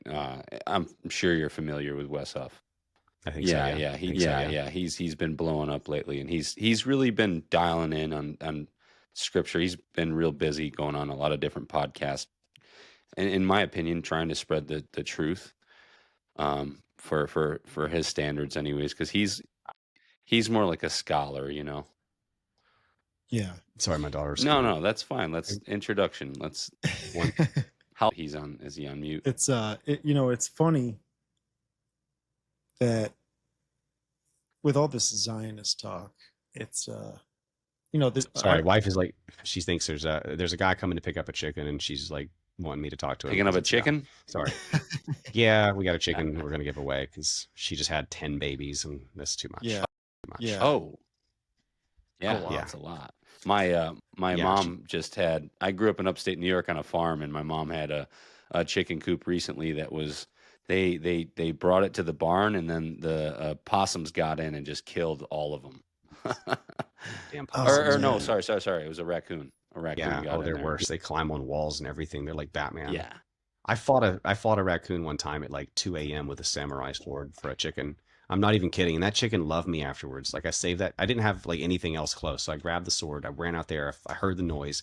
I stabbed that little bastard and he ran away. This thing had biceps. Dude, It had biceps the size of mine. It looked like a kangaroo that was black hanging on the wall like Batman. It was scary. And so I fought this giant Florida like raccoon with a samurai sword and saved that chicken. And that chicken followed me around, sat on my window, stared at me forever. It was crazy. Dude, they said so. Right on my shoulder. I don't doubt it, man. They're living souls, dude. They have a personality. My mom and my stepdad were saying, this is my stepdad's property, and he's saying he found the rooster a couple days later wandering around super depressed because this raccoon just killed all of its girls. Like it's like just wandering around super depressed. Like it looked terrible. I was like, oh man, I bet. This is so bad, dude. Yeah. Animals have souls. Yeah. I believe it. Absolutely. They have personalities. If they don't have souls, they have personalities. I don't know what else to tell you. Yeah. I got like 30 of them. I can promise. Yeah, dude. They all have different personalities, dude. Well, especially living on a farm too. You get close with the animals on a whole nother level than civilians would. Normally. Yeah. And a lot of them I don't even like. I mean, I have a very goose that protects the ducks, but he's such a jerk. And he like bites me in the ankle, and even when I feed him, he wants to talk smack and like try to act tough. And he's a jerk goose, but he's useful, so I keep him around. I got all kinds of animals for my little. It's more of a hobby farm or garden, if anything. You have any goats? I have a food forest. I have a goat left. I have 2 sheep, a bunch of ducks, a goose, about 20 rabbits for fertilizer, dogs, cats. Oh wow. I had some squirrels. I have guineas to eat the ticks. Wow. I think that's it. Are they barn cats? Cats. Yeah, I got cats. They're useless. Dude, the barn cats that we had growing up in New York were phenomenal. We had a cat called Lightning, and he would eat all the rats. He wouldn't eat them. He'd kill all the rats. Right. You find them everywhere. I have one good cat who's young and he's a hunter, and then I had another one that was great and he went missing, and then I've got an old cat and then another old cat that just died. So cats are great, and we haven't had any mice. Oh, that's for sure. Yeah, no, you won't. So they're not useless. Yeah, no, cats are killers. Joe Rogan talks about it all the time. I saw that one cat, the young one that's a good hunter. He jumped up from like the ground, like 6 feet in the air, and grabbed a dragonfly one time and ate it. It's crazy. Oh wow. Poor dragonfly. He eats anything. Jeez. Yeah, it was eating bugs. It's disgusting. Golly. I will never eat the bugs, man. My chickens will eat the bugs, but I don't the care bugs. what Klaus Schwab says. I'm not doing it. Yeah, whatever happened to him, by the way? I mean, he's retired. He got replaced by Trump. At what age? What age did he get out of there? I mean, him and Trump are buddies. He just got replaced. I agree. I agree with that. Plus, I think I think Klaus was exposed too much, or more to his. He had no charisma. Yeah. He had his dad's charisma. He had Nazi charisma. Yeah. That's what he had. Yeah. Well, I mean, Trump is doing all the things. Project Stargate would make Klaus Schwab absolutely happy. Oh yeah. I mean, imagine Palantir and all this other stuff he's doing. I know it. The was important for their end goal to weaken the world and prepare us for the control matrix that's coming. Yeah, and it's coming soon, and it's so crazy because I really feel like everything we're doing right now, it's fun for us, right? We're not really profiting off of this. I don't know about a lot of the other platforms probably are profiting enough to just stay alive. But I really have so many grifters. I really have a gut feeling, and you know what? I love doing this. I love getting on the mic. I love talking, and I honestly I've been bringing myself and my family way closer to Jesus than I ever have. I've always been a believer, but now I have much stronger faith. But I have a gut feeling that this is going to be a short-lived deal because and I laugh about it, but I really feel like the Stargate operation, the mass surveillance state, is going to come in here and be like, hang on one second, guys. I think I hear my daughter yelling for me. It's so all let me right. just make sure Mama's No, okay. yeah, No go ahead. worries. What do you feel about that, Stevie? Like, I feel like we started this podcast and it's going to be like, I feel like we're going to. Oh, I know. Like we came in at the wrong time, unfortunately. But well, not the wrong time. No, but I do think that things are escalating and they're getting to a point to where everyone's just going to be normalized to the fact of how censorship is. This is how we run things. If you're not a part of the culture, be a part of the culture. And the one way to corral you into doing that is by censorship and trying to get platforms to change over time. But who knows? Maybe the Noahide laws thing might come into effect and really shut things down like tremendously. Yeah. My thing is, Dustin, I wanted to ask you this: with the church and its support for Israel today, where do you see that going? Straight to hell, man. There's only a remnant that makes it. It's not the billions of so-called Christians out there who are saying flatten Gaza for the Judeo-Christianity makes the same sense that Satano-Christianity makes. It's the same universe, but different teams. You don't put those together. No, I mean, that makes sense. And especially I just don't know how I can support people that support a Talmud and the things that are in there, because it's pretty offensive to me, and others it should be, but they worship the synagogue of Satan, right? Not the Bible. And who knows? Maybe this could be like contributing to the falling away or whatever that's going to consist of. I 100% agree with that. Yeah, like we really see this is where you get to the positive side of it, because we needed this badly. We need a separation from all the fake Christians that are like okay with the stuff and all this other nonsense that's going on in churches. We need to move back to actual doctrine, reading the Bible, like old school stuff, like doomsday, brimstone preachers, all of that. We need to separate ourselves from Babylon and also from the fake Christian denominations and groups. So all those churches with a 6-pointed star on their wall of Rimfan, encouraging the bombing of Gaza or ignoring the etc., or all the other evil stuff that they're doing, they are not Christian. There's nothing Christian about them. Yeah. I was just watching this. I think it was a video or an article I read about the stones in Baalbek, Lebanon. They have the Remphan star on them, the Remphan star on them. Yeah, and I was trying to tell my dad, I was like, I really think they were sacrificing children and people on these stones, and then their blood would pour into whatever. Well, so that's why they had a lot of those like channels at some of the pyramids, like the Mayans and the Aztecs and such. They would do all sorts of child sacrifice and human sacrifice, especially back when they had those cone-headed, weird looking things back in the day. But you gotta love Mel Gibson. Mel Gibson did Apocalypto, and he did not hold back. He doesn't hold back. I love him. I really do. Yeah. Mel Gibson's kind of fun.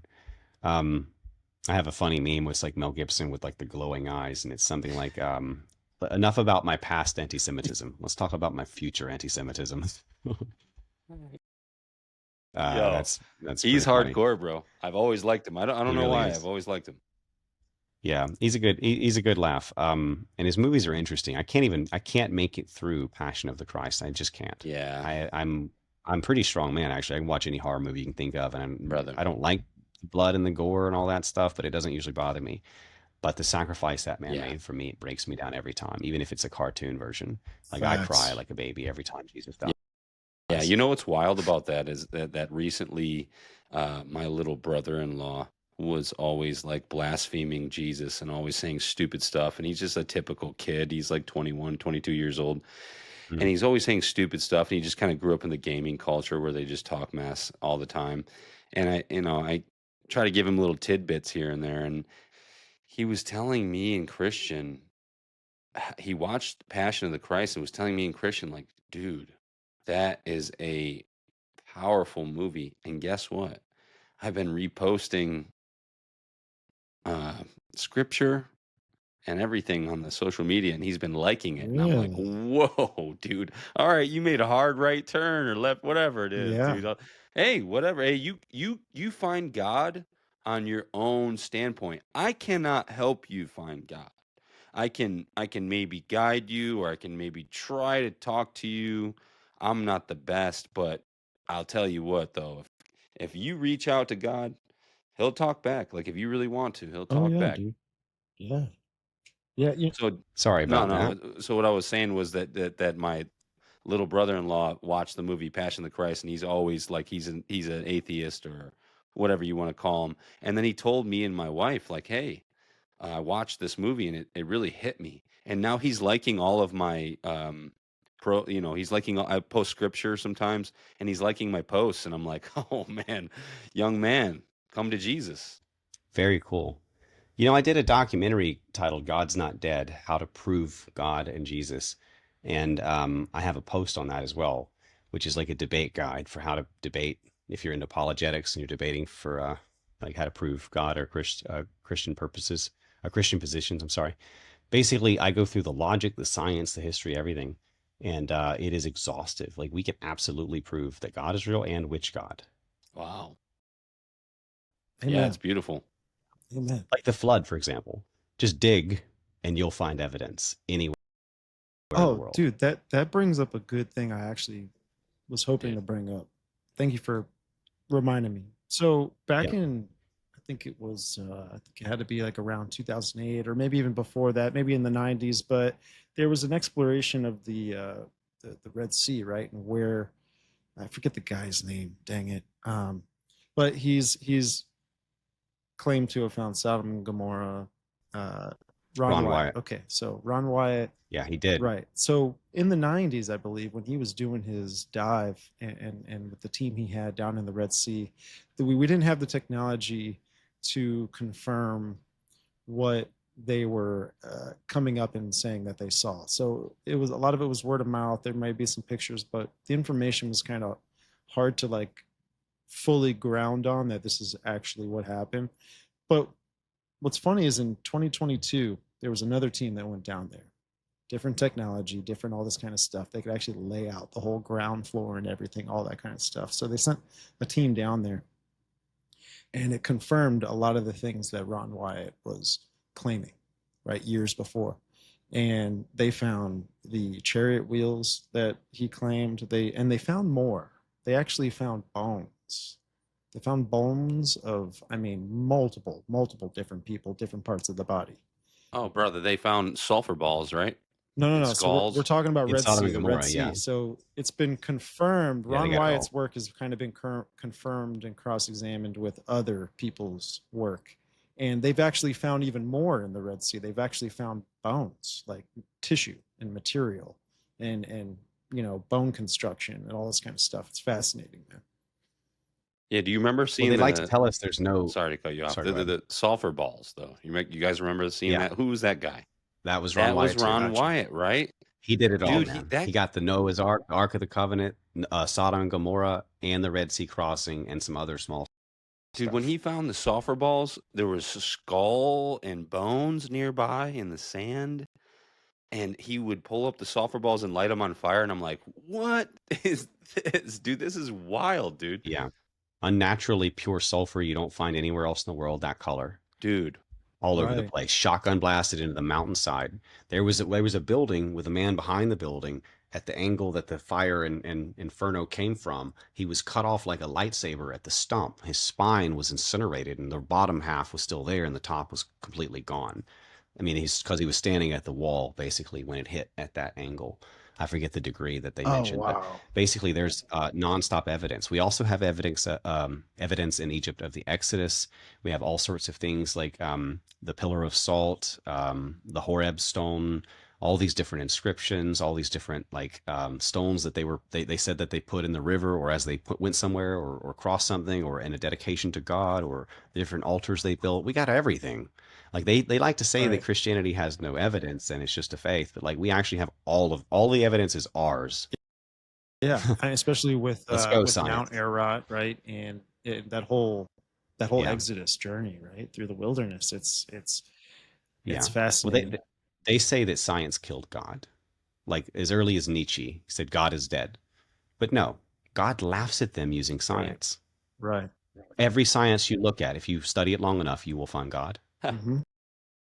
Yep. We have a guy actually that's going to be coming on the show in July, and he's the author of the book God's Eye View, and it's I think his name's Trevor Lohman, and he in his book in the beginning he really kind of shows you and breaks down how science and religion have been at conflict for a very long time. What I kind of pulled out of it as a golden nugget is how religion and science were at such a battle based off of the model of the cosmos and how things changed around that time. And again, it's just the facts, right? Where you had science and religion merge, and where you had, I believe, what was in 1616, you had the heliocentric model was now the main model of the science field pertaining to the cosmos and astronomy and all that. It comes from an ancient, roughly 500 years ago in Rome, a cardinal named Wolsey, which had a strategy called learning against learning, which was papal approved, where basically Rome started pushing fake history, fake science, fake news at an industrial level to flood out the competition. They used Galileo, they used Newton, and they psyoped us into basically thinking we're on a ball covered in water, shotgun blasting through space in an ever-expanding universe where somehow the stars just stay in the same shape and peacefully drift for thousands of years, and Polaris never moves. Polaris never moves. Spins around it. There's never a parallax. There's no curve. You can zoom the ships back in, etc. Why does Polaris never no move? Evidence for any that's the one that got me. Sorry to cut you off, but that's the one that got me. There's a few things that are very concerning, like the curve of the Earth. That's another good one. The mathematical equation that proves, it should curve past the point so you can't zoom into it. But the Polaris, my friend, that's the one that really got me. What's even more interesting about Polaris is that it's where God is. So we're seeing the light, not God, because that would destroy us, but there are angels in front of God that shield his view from everything with the big 6 wings and such. Is that considered the North Star? Yeah, the North Star. Right? So in the Bible, it describes the world as basically like this. This is my cheap little model because I'm on a censored media budget these days. I'm not a rich YouTuber anymore. And God says that it's his footstool and that his throne is right above the center, which is where we see Aurora Borealis and the North Pole and Polaris. We're looking at God's throne with our own eyes. That's wild. I can see that too, right? How everything else revolves around. Well, it doesn't move, right? God. So it's the only. Everything. There's a lot of. God created everything, and everything rotates around him. Everything is fixed on that one point that all creation proceeds from. There's so many fascinating things with flat Earth. Again, I don't know what to make of it. I straddle both views. I lean towards the Word of God for everything. So I do see how, and I don't think I'm taking anything out of context. I think things we understand when they're allegory, when they're literal, and pertaining to biblical cosmology and scripture. There's some things that raise some questions, right? Pertaining to what if you have any questions to believe, right? I'm here. When did you first dive into all of that with like the flat Bible itself is like absolutely like a flat earth book. Right, Like right. God really did say that we're in a young, hollow, stationary, geocentric, circle inscribed flat world set on pillars within a dome firmament in which the sun, moon, and stars were placed on day Okay, 4. go there real quick. Where's that in Scripture? Most of that is in Genesis. Okay. But there's like over 200 verses throughout the Bible that basically confirm flat one way or another. Like, and actually originally in 2 Samuel 11:11, it actually did say flat earth. They changed that later. But the point is, like, you know, you can't have the circle inscribed flat world with a firmament, which is this bubble on top that the sun, moon, and stars are inside of, if the sun is billions and millions of miles away. You know, that doesn't make any sense. We're not revolving around the sun. The sun is smaller than us and inside of our atmosphere and our closed system. It's the same size as the moon.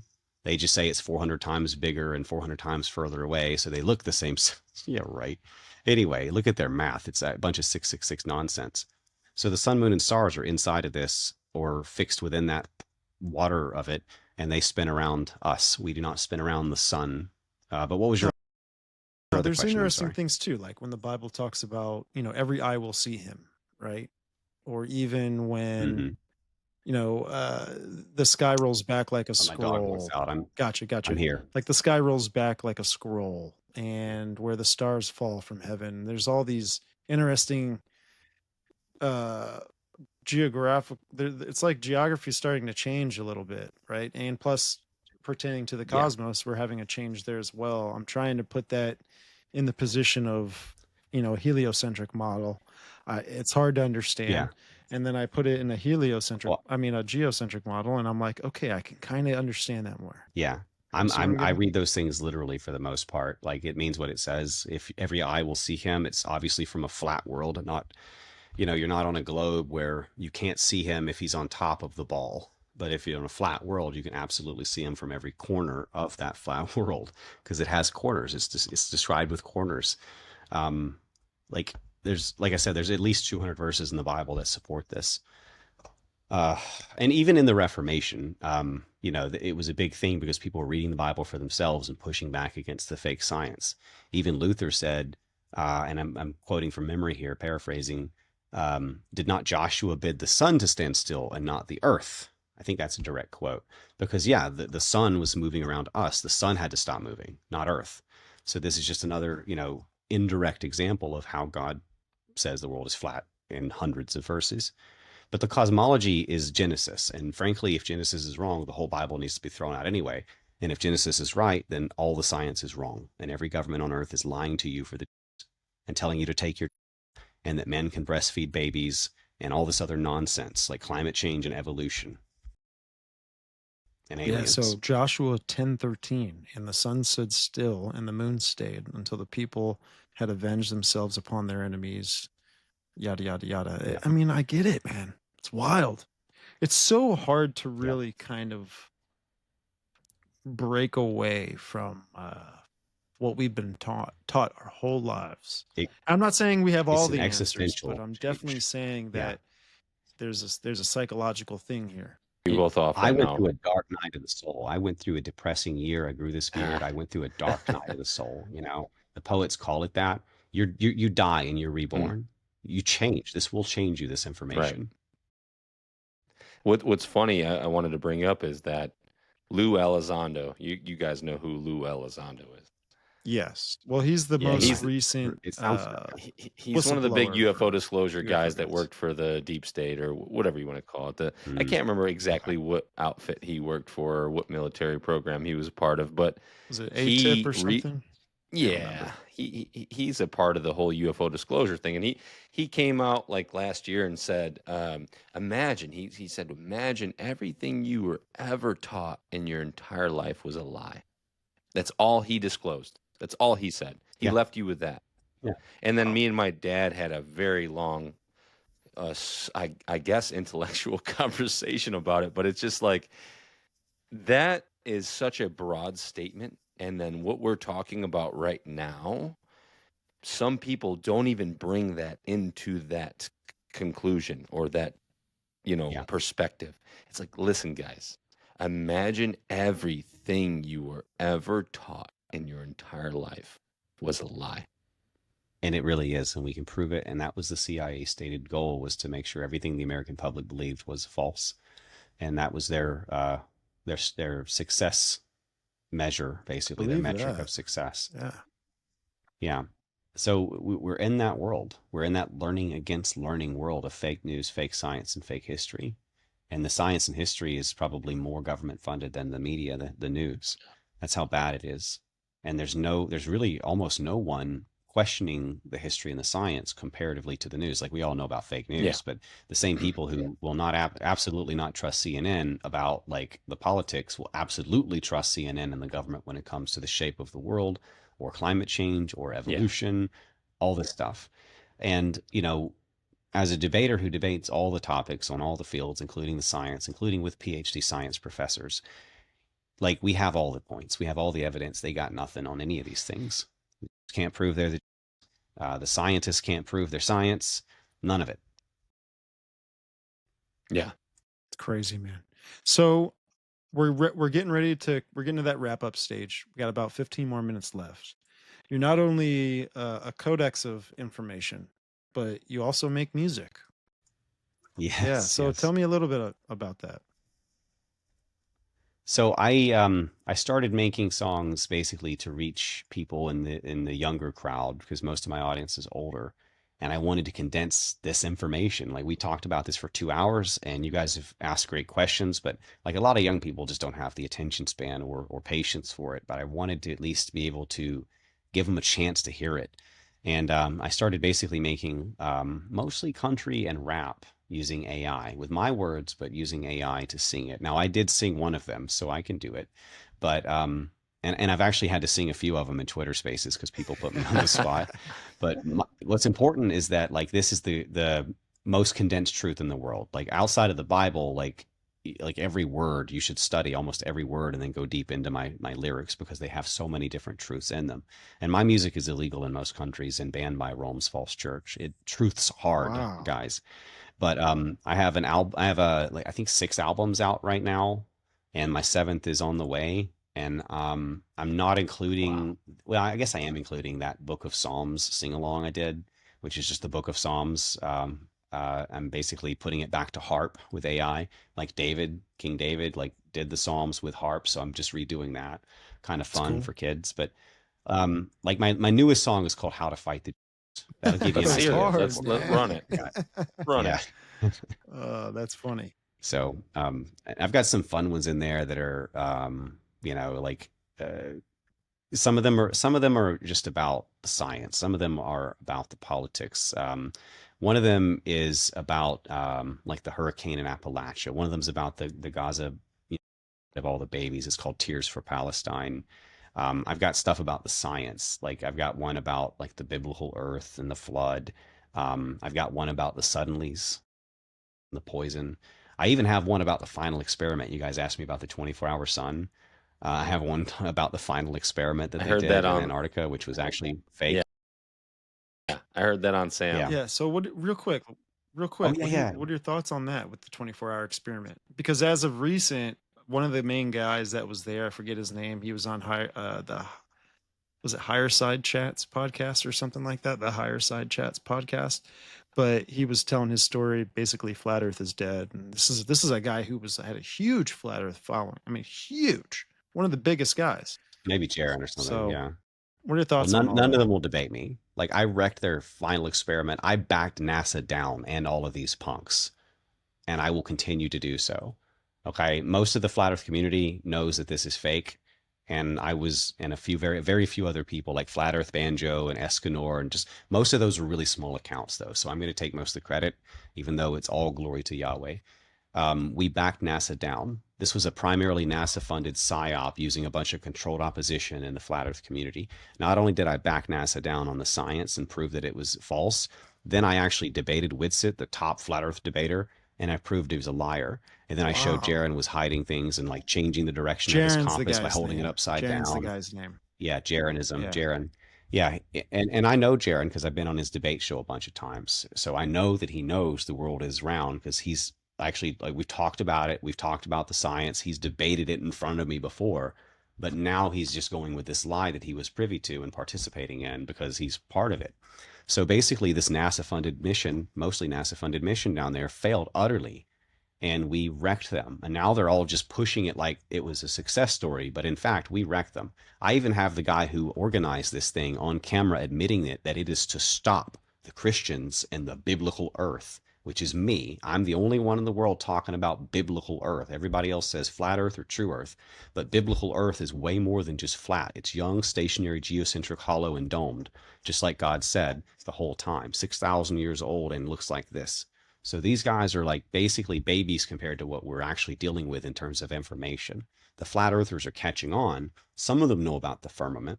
Some of them know that it's stationary, and some of them know that it's geocentric, but very rarely will they connect it back to the Bible, put it all together. And few will even try to defend the firmament, even though I think it's quite easy to defend. So we basically backed these guys down, and we showed that they were lying. We actually also showed a competing experiment about the same time where a different group went to Antarctica and they found the reflected sun in the firmament, which actually, and a bunch of footage to go with it. They didn't forget their equipment either, by the way, like the other guys did. And they actually brought all the stuff that we need to show a reflected sun on a firmament. So these guys basically want you to believe in globe earth, or if you're going to be a flat earther, they want you to believe in the lands beyond the ice wall. They want you to believe that there's no firmament. You can just keep going forever. Which is what allows for a different type of outer space. Aliens are still okay. Isn't that called the Atlantean theory? Well, they're all out there. They think you can go meet, Asgard and meet Asgard, Thor, Mars is over here, and yeah, I can show you where Atlantis is. It's in Africa. That's the eye of the Sahara. Yes. Yeah. Yes. Wow. Very interesting. Yeah.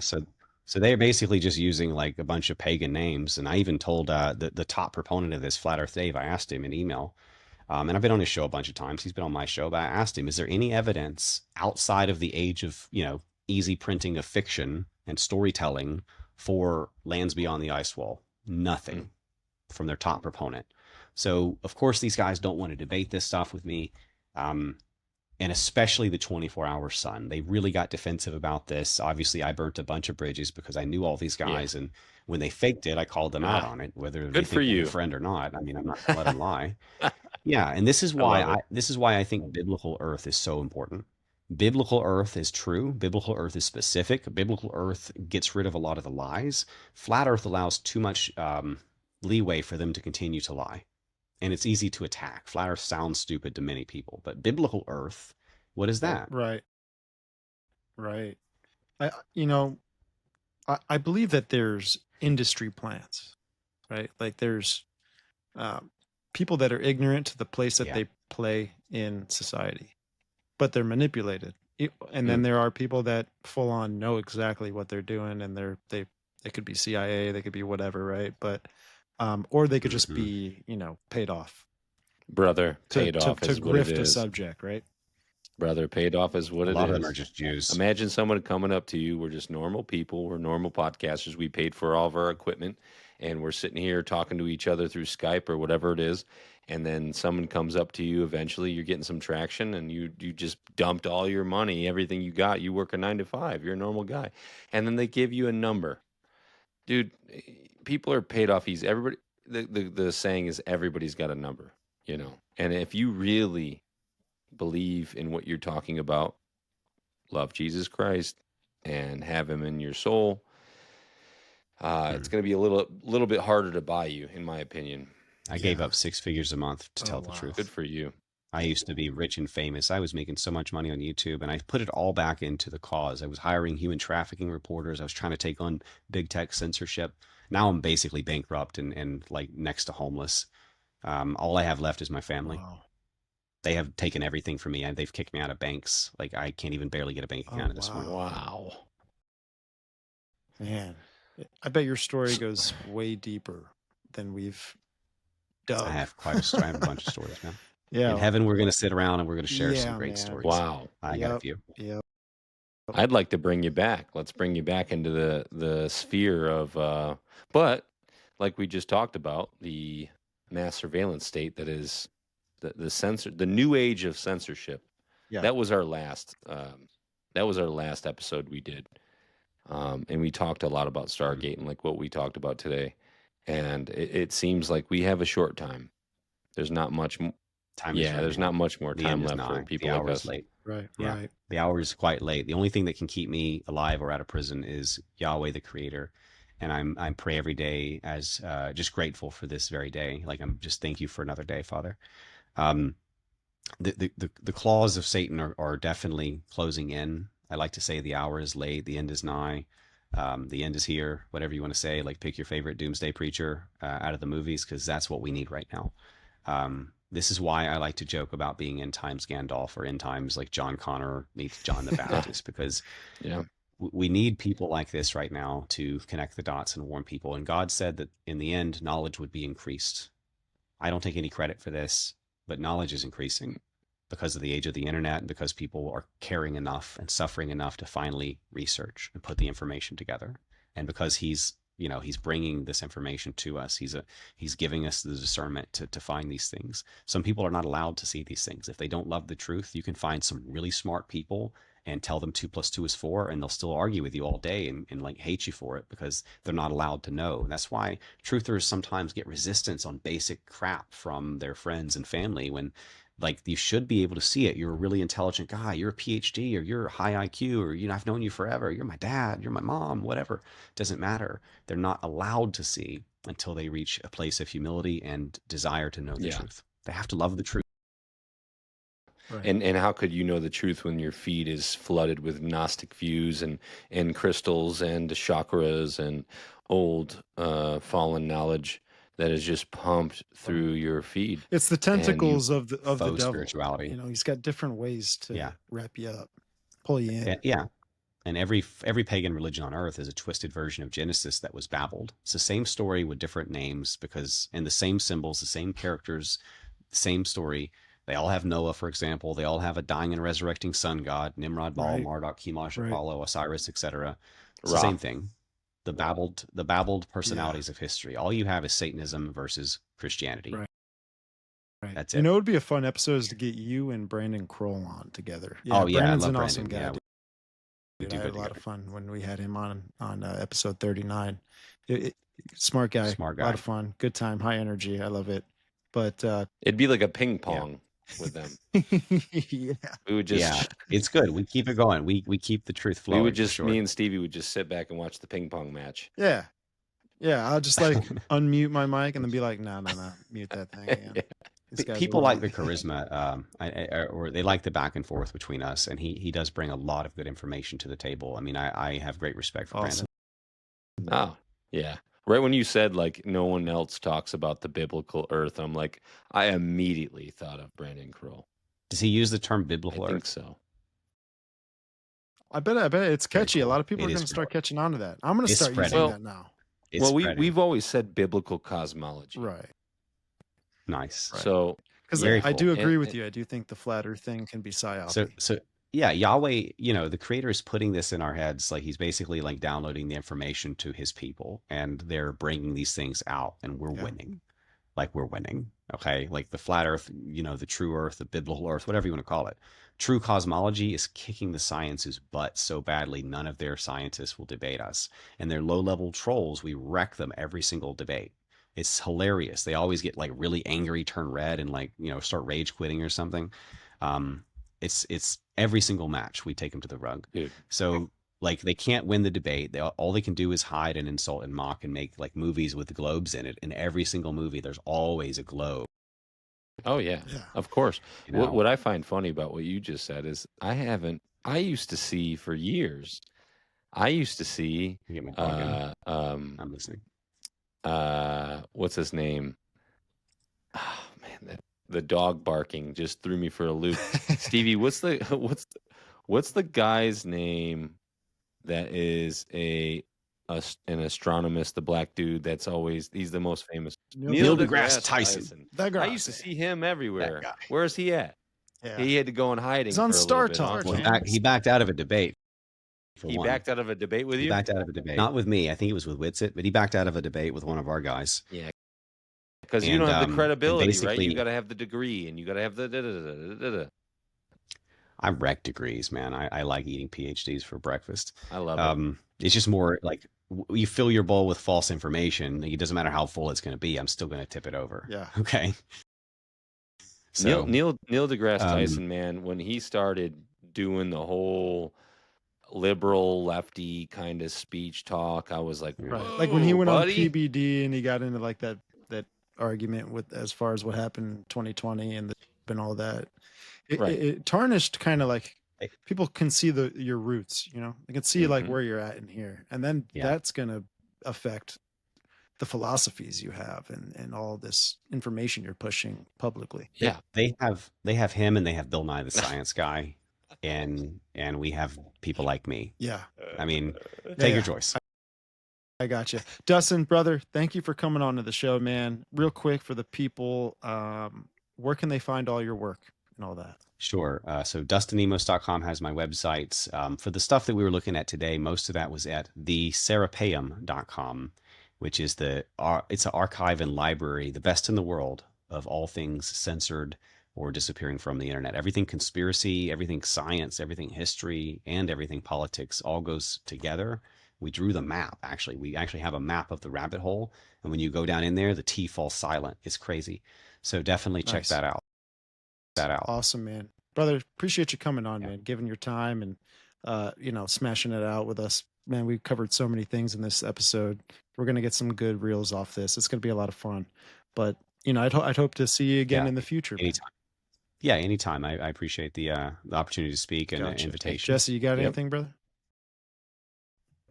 I got a whole bunch. We gotta cut it short though, because we could just carry on all night, brother. I hear I have a Nephilim and True Israel debate later. Nice. Hopefully we primed you up for that. But Dustin, thank you again, man. Folks, Dustin Nemos, go check him out. Dustin Nemos, thank you, brother, for coming on. Folks, Biblical Hitman Debrief, here we are. Wow. Dude, I mean, our most dangerous episode. That was fun. Most dangerous episode. I'm gonna have to bleep this one out left and right. Dude. 100%. Yeah, make sure to check this one out on our audio platforms, especially because it's going to have a lot of censored things in it. Listen, we're dealing with Dustin. He's got death threats. He's got censorship. He's been kicked off of huge platforms that he's built, all by himself. But yeah, man, getting into a lot of the concepts he was digging into, especially with the bloodline thing and the fact that we do have a political climate that revolves around Israel and the Zionist state. And when you dig into it, there's just so many connections with a lot of different things, and it's biblical. A lot of it, to me, pertains to biblical information, because really it's where it's all this kind of stuff. It's where its foundation, its roots are, with how we need to look at all this stuff. Fascinating topics, man. The flat Earth thing too. The flat Earth thing too is something I enjoy kind of getting into. I do see that, especially too with the community that we're in, podcast realm and all this kind of stuff. People are sharing more of the flat Earth failure per se, and I think the pendulum has definitely swung back over to the heliocentric side of things. It's like this 24-hour sun experiment really flattened flat Earth. Oh. But when you've got guys on like Dustin, right? And guys who really take a stand to a lot of these things, it doesn't matter who you are, right? And I'm wondering if we should maybe set something up where we get a Witsit on, we get Jaron. You know who I like? Get him on, and we have a conversation about it. You know who I like? He I don't think he's very. I don't know if he's ever been on a podcast, but his name is Caleb. Caleb. He's hilarious. He's hilarious. He goes live on TikTok and all these other platforms, and to bring him onto the podcast to actually have a discussion with him would be great. I don't know how well he would do with the forum of the podcast and the whole podcast kind of etiquette kind of thing. I think he'd be fine, but I like him because he's knowledgeable. It's as simple as that. Like, he's well researched, and good luck debating that kid, because just similar to Nemos. Nemos is older, but yeah, I like Caleb.e flat earther, Caleb.fe flat earther. Dude, he goes hard too on his TikTok lives too. He goes ham. He goes ham. Well, the thing is he just is. There's no filter with him. Like, if you bring up some stupid stuff, he'll cut you pertaining to, like, that model, the globe model. He's just like, I'm done with this, and he kicks them. Yeah, it's funny. Well, he has a lot of videos. He's got a lot of videos. He's got a lot of videos. Yeah, and I don't know if he's ever been put in the podcast platform before to talk about these things.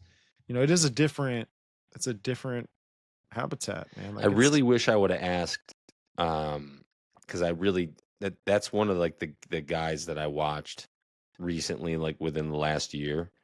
Caleb, I watched him, and I'm like, this is an interesting kid. Like, he's got a lot of spunk to him. Like, I guess he works in the oil fields. Really? And yes. He's one of those guys, huh? He's a hard worker. Yeah, he's a hard worker, and he's like smart kid. And he does not look like he works. Dude, he's got a family. No, he does not. He might not. He you might look like you do, the beard and all that. You're just like. Let me put some oil on my face. Hold on, I got some oil around here somewhere.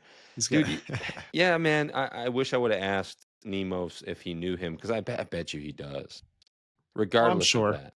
Regardless of that, these guys, like, to the normal person, to the normal man, when you're just listening to everything you've ever been taught your entire life, you don't stray away from that, you know, and it's not okay. People say it's okay. No, you look outside of the box. Try to understand that there's a high possibility that you were taught wrong. You're good. Keep going. You know, there's a high possibility that you were taught wrong. And there's a lot of people right now that have brought a lot of not only mathematics, they've brought a lot of information to the table that proves that a lot of what we were taught about the heliocentric model and Copernicus and all these guys is not what you thought it was. It's not reality. It's not the truth. A lot of it. And you know what? I'm here for it. I'm here to listen. I've seen people, you know, you pull out the one big one that gets me is I said this during the podcast too. One big one that gets me is the freaking P901000 or the P901000, the Nokia camera that can zoom in super far. And you're not supposed to be able to see that far without a curve. The curve, there's a mathematical equation to curvature on Earth. And I can't remember what it was. What is it, Stevie? Every 80 miles or something like that, it's supposed to, I can't remember what it is. Every mile, it's supposed to be like 6 inches or something like that. And you zoom out, and every single time these guys do this experiment, I can see Chicago from the New York skyline. Like, that's not supposed to happen. Stevie's back. Here he comes to save the day. How was the monologue while I was gone? Not good. Not good? Okay. It's okay. We can maybe cut it out, but I'm back. We can maybe cut it out. No, what was it? How fast is the Earth moving through space? It's 66,000 miles an hour. Let's see. 66,600 miles, or 16,666 miles an hour. I think it's like 6,666. 66,000 to 67,000 miles per hour. 66,000. So I was right what I said to begin with. That's off the top of the dome, folks. But this is the thing. It's like you guys are all given this mathematics and stuff, and then the moment it is disproven, it all falls apart. And one of those experiments are the camera that you zoom in. It's supposed to drop every mile a certain amount of inches per mile, the curvature of Earth. And it doesn't do well, that. They say that's called, I think it's called refraction or something. It's where the water, the moisture in the air is raising up the curve. Sure. Or what's beyond where the curve should be. Again, There's always an explanation. There's so many debates online, folks. You can really catch it anywhere you go on to. And it's a fascinating topic. I don't think it's done being talked about. There's more to it. And we're here for it, baby. We're here. That's exactly what I said. I was like, I'm here for it. We're here for it, baby. I'm here for it because guess what, guys? I've never been to space. I don't know if you know this, but I'm not an astronaut. Folks, but if you've stuck in with us this long, we appreciate you. We love you. If you want to support the show, hit that subscribe button, like the show, share it with your friends, drop a comment down below about the things we got into. We're curious of the questions you have and the points that you may have to make on some of the topics that we get into. But you could also support us on audio platforms, Spreaker, Spotify, Apple Podcasts, pretty much all of those things, folks. But again, we appreciate you tuning in. We love you. We're going to see you next time. See you.